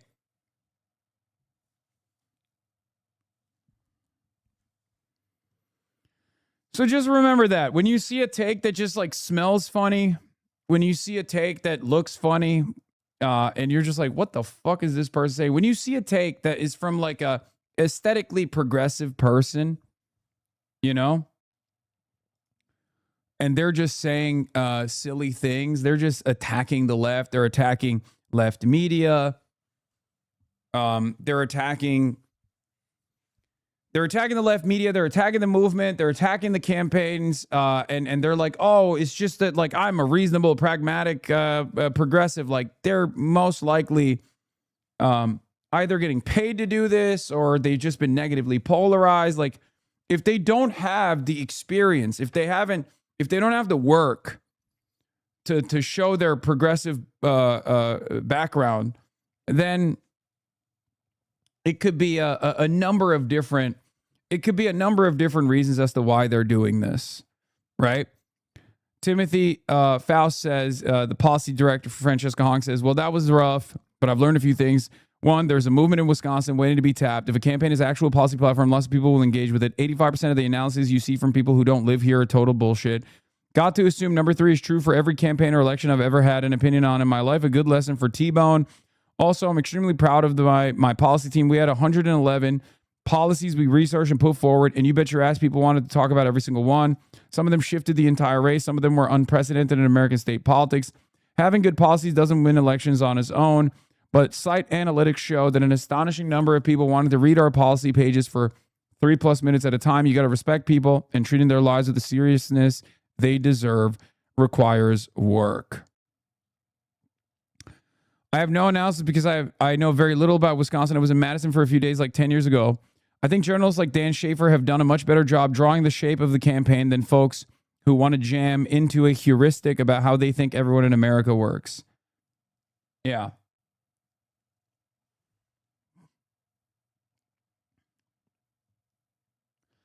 I believe the ultras are sincere and moronic. This kind of thing is more suspicious to me.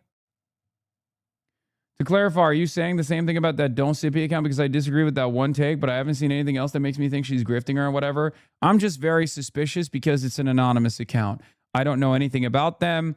I don't know who they are. I've never heard of them. I don't know when they popped up. She's also a Plattner dead ender, which was also a red flag in and of itself. It's just very suspicious. When you have an anonymous new account, it's always suspicious. Who are you? Are you AI? Like, where did you come from? Why are you still a Plattner dead ender? What is your organizational background? Have you done organizing? Are you a part of a movement? Are you a part of a group? Are you Sunrise Movement? Are you Gen Z for Change? These sorts of things actually, at least to a certain degree, show me like what your perspective looks like, why you're saying certain things. If I can't make sense of it, it just like weirds me out. Caitlin Hennessy is a much more cut and dry grifter, much more straightforward grifter, farmed as much eyeballs and attention as she possibly could by weaponizing the pro-Palestine movement and that momentum, only to then turn around and get the bag to flip entirely, right?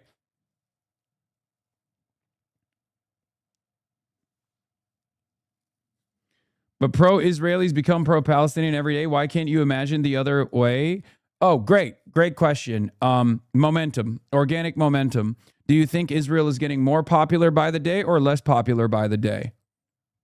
Do you think it's more likely for people to go against a lifetime of propaganda and then recognize the truth of the matter?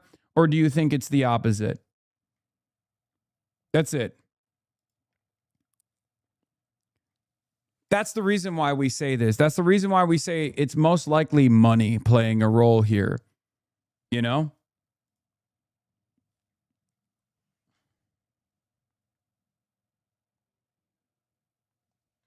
Yeah, the Don't Sippy account literally compared Graham Plattner's accuser to Emmett Till's accuser. It's fucking nutty.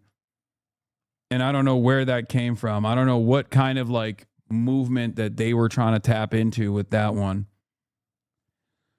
So yeah, there are a couple takes that I see from an account like that just rub me super, super weirdly. Okay. Rub me the wrong way. I just, it just doesn't pass my smell test. That's all I'm saying.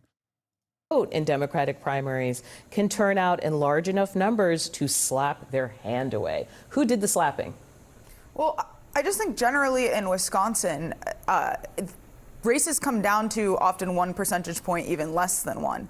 So, again, it's really hard to win. I mean, not only with zany policies like not liking Thanksgiving, but what does permanent affordability mean? Yeah. This was a central claim. Theory? Yes, Black please. voters, rural white voters. Right? This is what happens in Democratic primaries. This is how you get a Joe Biden coming out on top in South Carolina. Like, I think that Michael Crowley did benefit from an energized black vote. We'll see if the numbers bear that out. But there's been a lot of talk about whether this left flank is understanding who's in the coalition and how to expand it. Can I let you finish? I didn't mean to interrupt, but that's my theory, that there's some people who are out there who are like, chill, we're not doing that. Absolutely, and when you have states with large rural populations too, polling has floundered in so many places across the country, so I think that's another issue.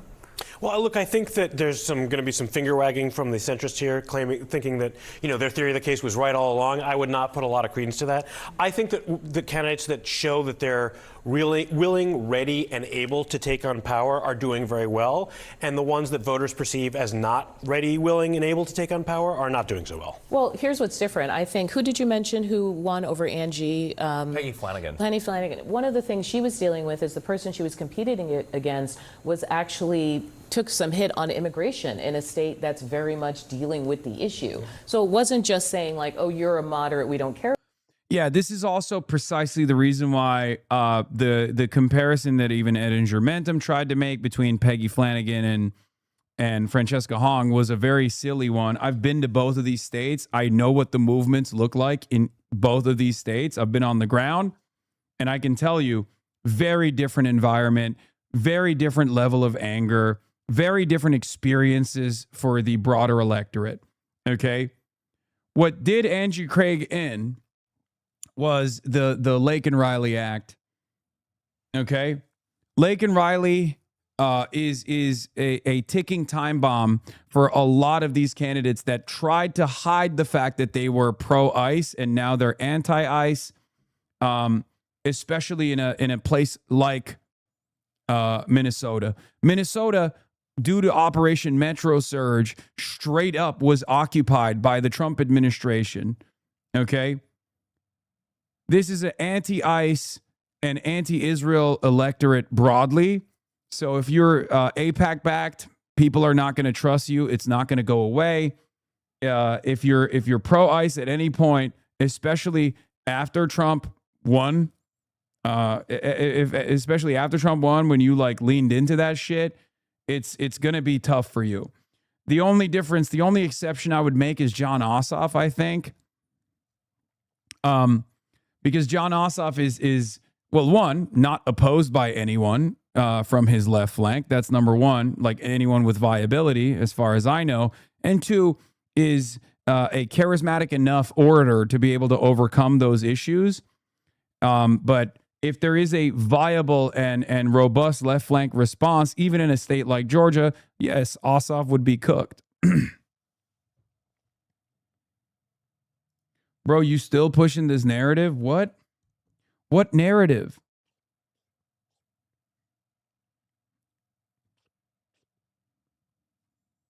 What is the narrative?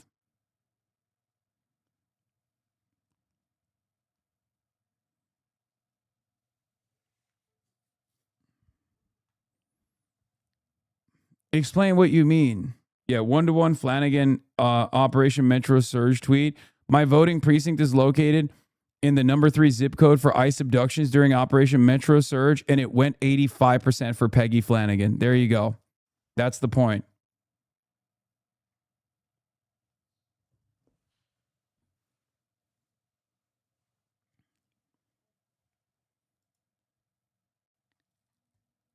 Also, Peggy Flanagan did go beast mode against ICE. She said, we need to rip ICE apart and stop them from terrorizing our neighbors.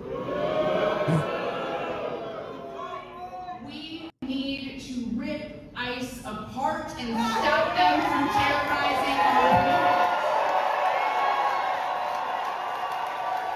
And I know that we can fix our broken immigration system, secure the border, and create a real pathway to citizenship that aligns with our values. That was a great take from her, by the way. Why am I only learning about her now? I didn't really cover the Peggy Flanagan race all that much. That's probably why. You should get, you should have a more diverse media diet. Peggy is Minnesota from Wellstone. Craig is nothing. Peggy has been in since her teenage years. Yeah, no, she's great.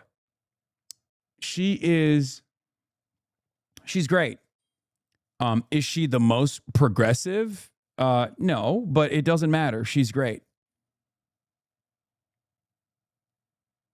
She's a Bernie-crat. I will tell you what my attitude was to the Peggy Flanagan race. I've been in this state. I know that I have a lot of Hasanabi heads in the state. There are a lot of people in this state that were excited about Peggy. But here's an example of a candidate that I did not feel comfortable like openly associating with, not even from my calculation, but from the calculation of how they would be able to maneuver the negative media attention. I did worry that if I were to go and do a rally with Peggy, which by the way they didn't even ask for the record, full disclosure, right?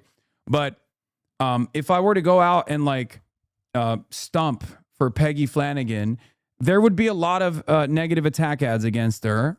And I don't think that she would be able to overcome that negative association because she's not ride or die. You know what I mean?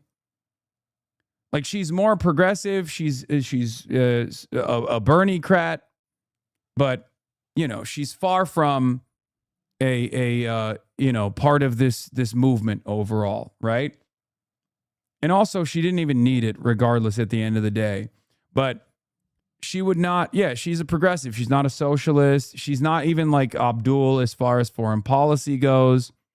So I certainly was worried that an association of that sort would backfire because she would not be able to handle the comms She would not be able to turn the narrative around to like make her to make this moment of the spotlight work in her favor, right? So she is definitely, even on the issue of Israel, far better than most Senate candidates and far better than most senators that are in office, right? And she is an ally, but I would not go so far as to say that she's like, you know, an unbelievably progressive force. I mean, she's definitely far more progressive than the average Democratic senator, but still not like a person that I would feel confident would be able to actively take advantage of the extra media attention and flip it in her favor. So it would have been a negative. I think it would have been my association with her would have been negative. Like, I'm pretty open about this, right? I'm pretty open about like what could backfire, an association that could technically backfire. Stick a fork in it. Peggy Flanagan defeats Angie Craig in the Democratic primary. Pro-Flanagan outside groups were outspent 4.3 times by pro-Craig outside groups. Flanagan was endorsed by Sanders, Warren, Van Hollen, and other progressives. So she's somewhere in between a Warrenite and a Sandernista, right?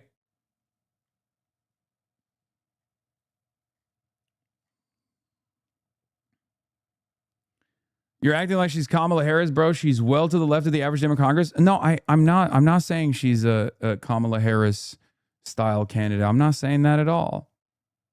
You were at the Peggy rally. What is this? It's just you and me, baby.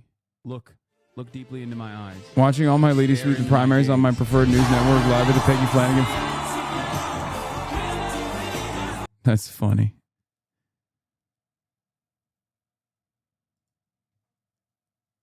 Yeah, I'm excited about her.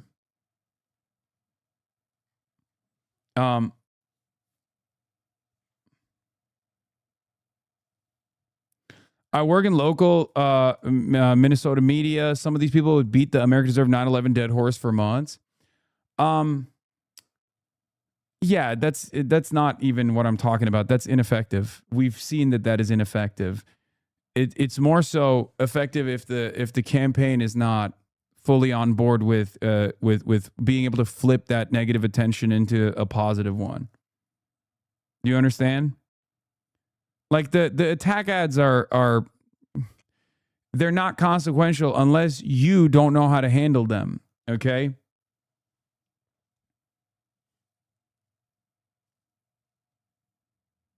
Do you understand?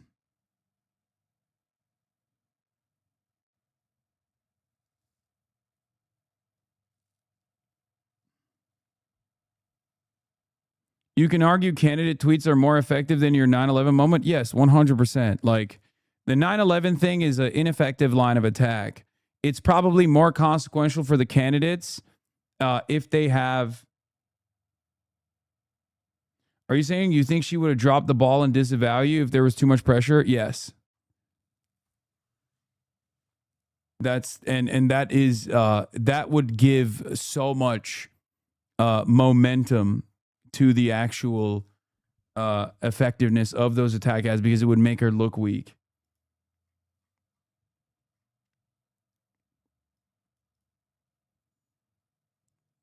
Yeah, seemingly the winning political strategy in Democratic primaries is just to go in front of the media and be like, yeah, it's completely fucking over. We're all going to die for the entire week before the election. Yeah, Senator Bernie Sanders tells CBS Face the Nation he's not confident Peggy Flanagan will win the Democratic primary for the U.S. Senate in Minnesota. No, I'm not confident. I think it's going to be a very close race. She's being outspent 7-1. Yeah, for all the fucking Bernie is the election whisperer guys, remember this line? Yeah, he said that. He said that literally 2 days out from the election, and I guess it lit a fire under everyone's ass.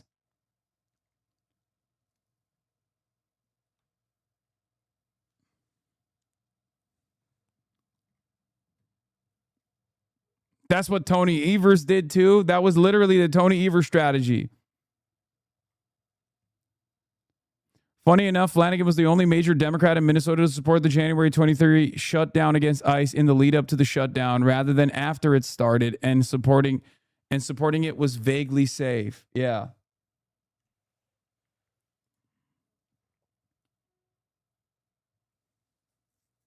Only 4 articles of you today. East Coast Journal outlets are 1 hour away from end of day. Yeah, they got their one Crowley victory. That's it. So there's no more reason to cover Hasanabi Piker. The goal here is to do a disciplining operation. About you. It was somebody who the voter had said, oh, you voted for the Lincoln-Riley Act. As Democrats, we are not into that. And they were punished for it, right? Is that different than the progressive winning? Hassan, why are you the dumbest person on Twitch and think you can have it all your way? What you do is the right and what others do is wrong. I don't think that way. More than the moderate being punished. Yeah, I think so. And also, I feel like too often, those of us in D.C. and those of us in politics think about these buckets or labels as centrist or lefty or Democrat or Republican.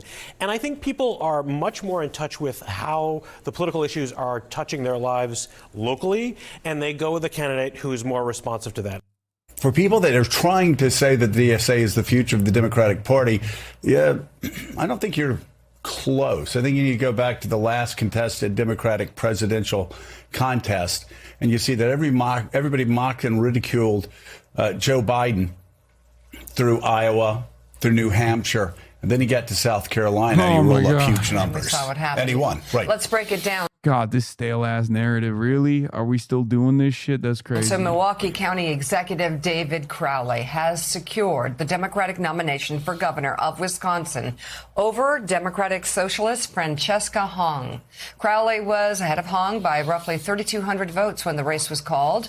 And because Hong now has conceded, there will be no recount. Crowley's campaign manager wrote to supporters on social media, thanking the other candidates. It reads in part this: from day one, this campaign has been about what comes next for Wisconsin, making life more affordable, strengthening our schools, creating good-paying jobs, and making sure opportunity reaches every corner of our state.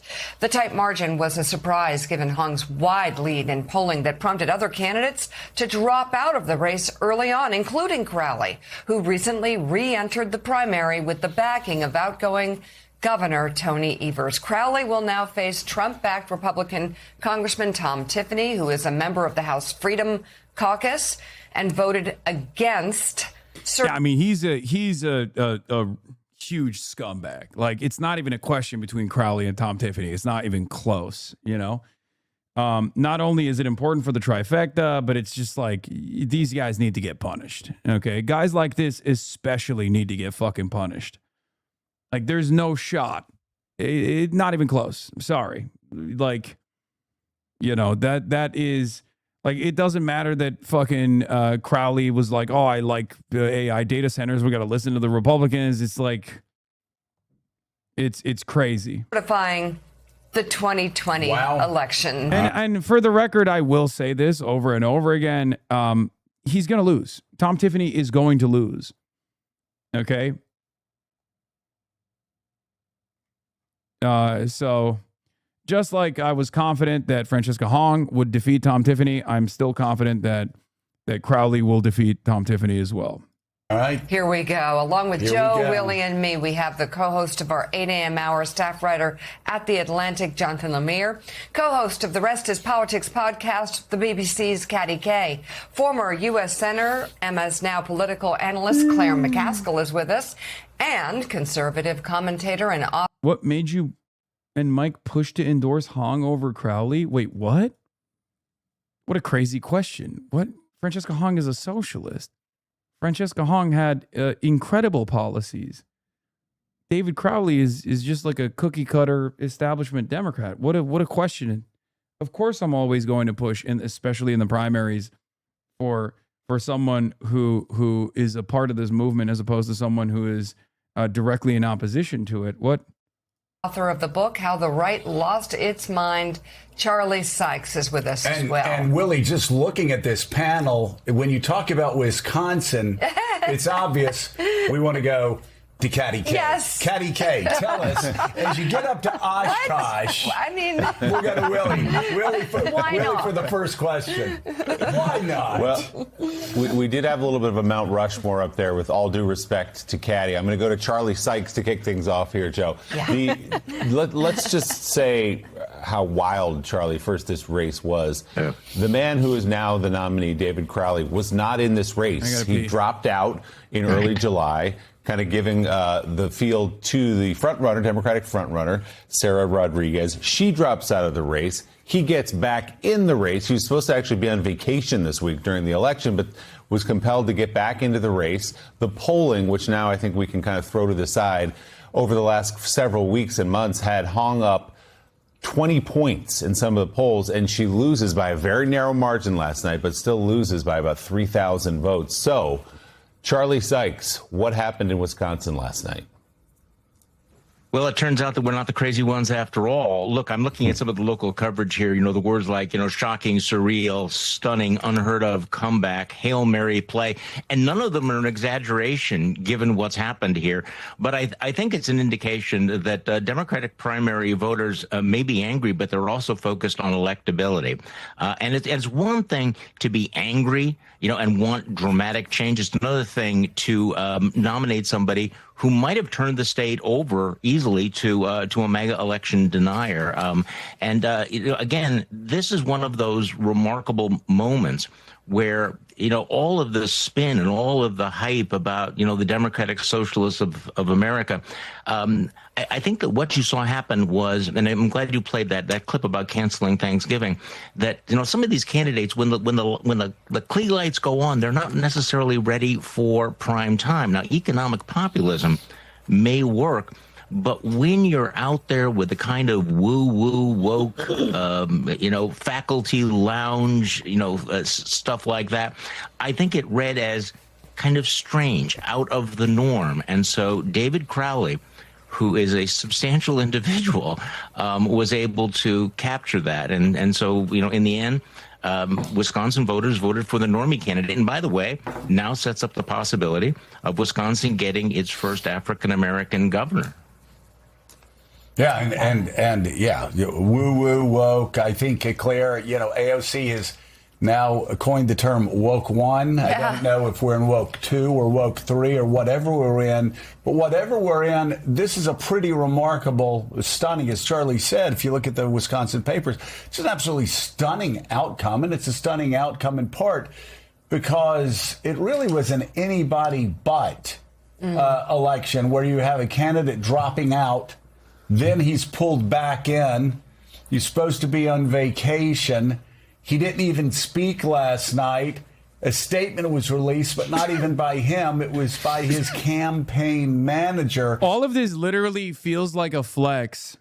I don't know why. I just read it as a flex. It's like, look at what we are capable of doing. We can sleepwalk into a victory with no policies, with no discernible agenda, with no message for a better future, because that is what happened, right?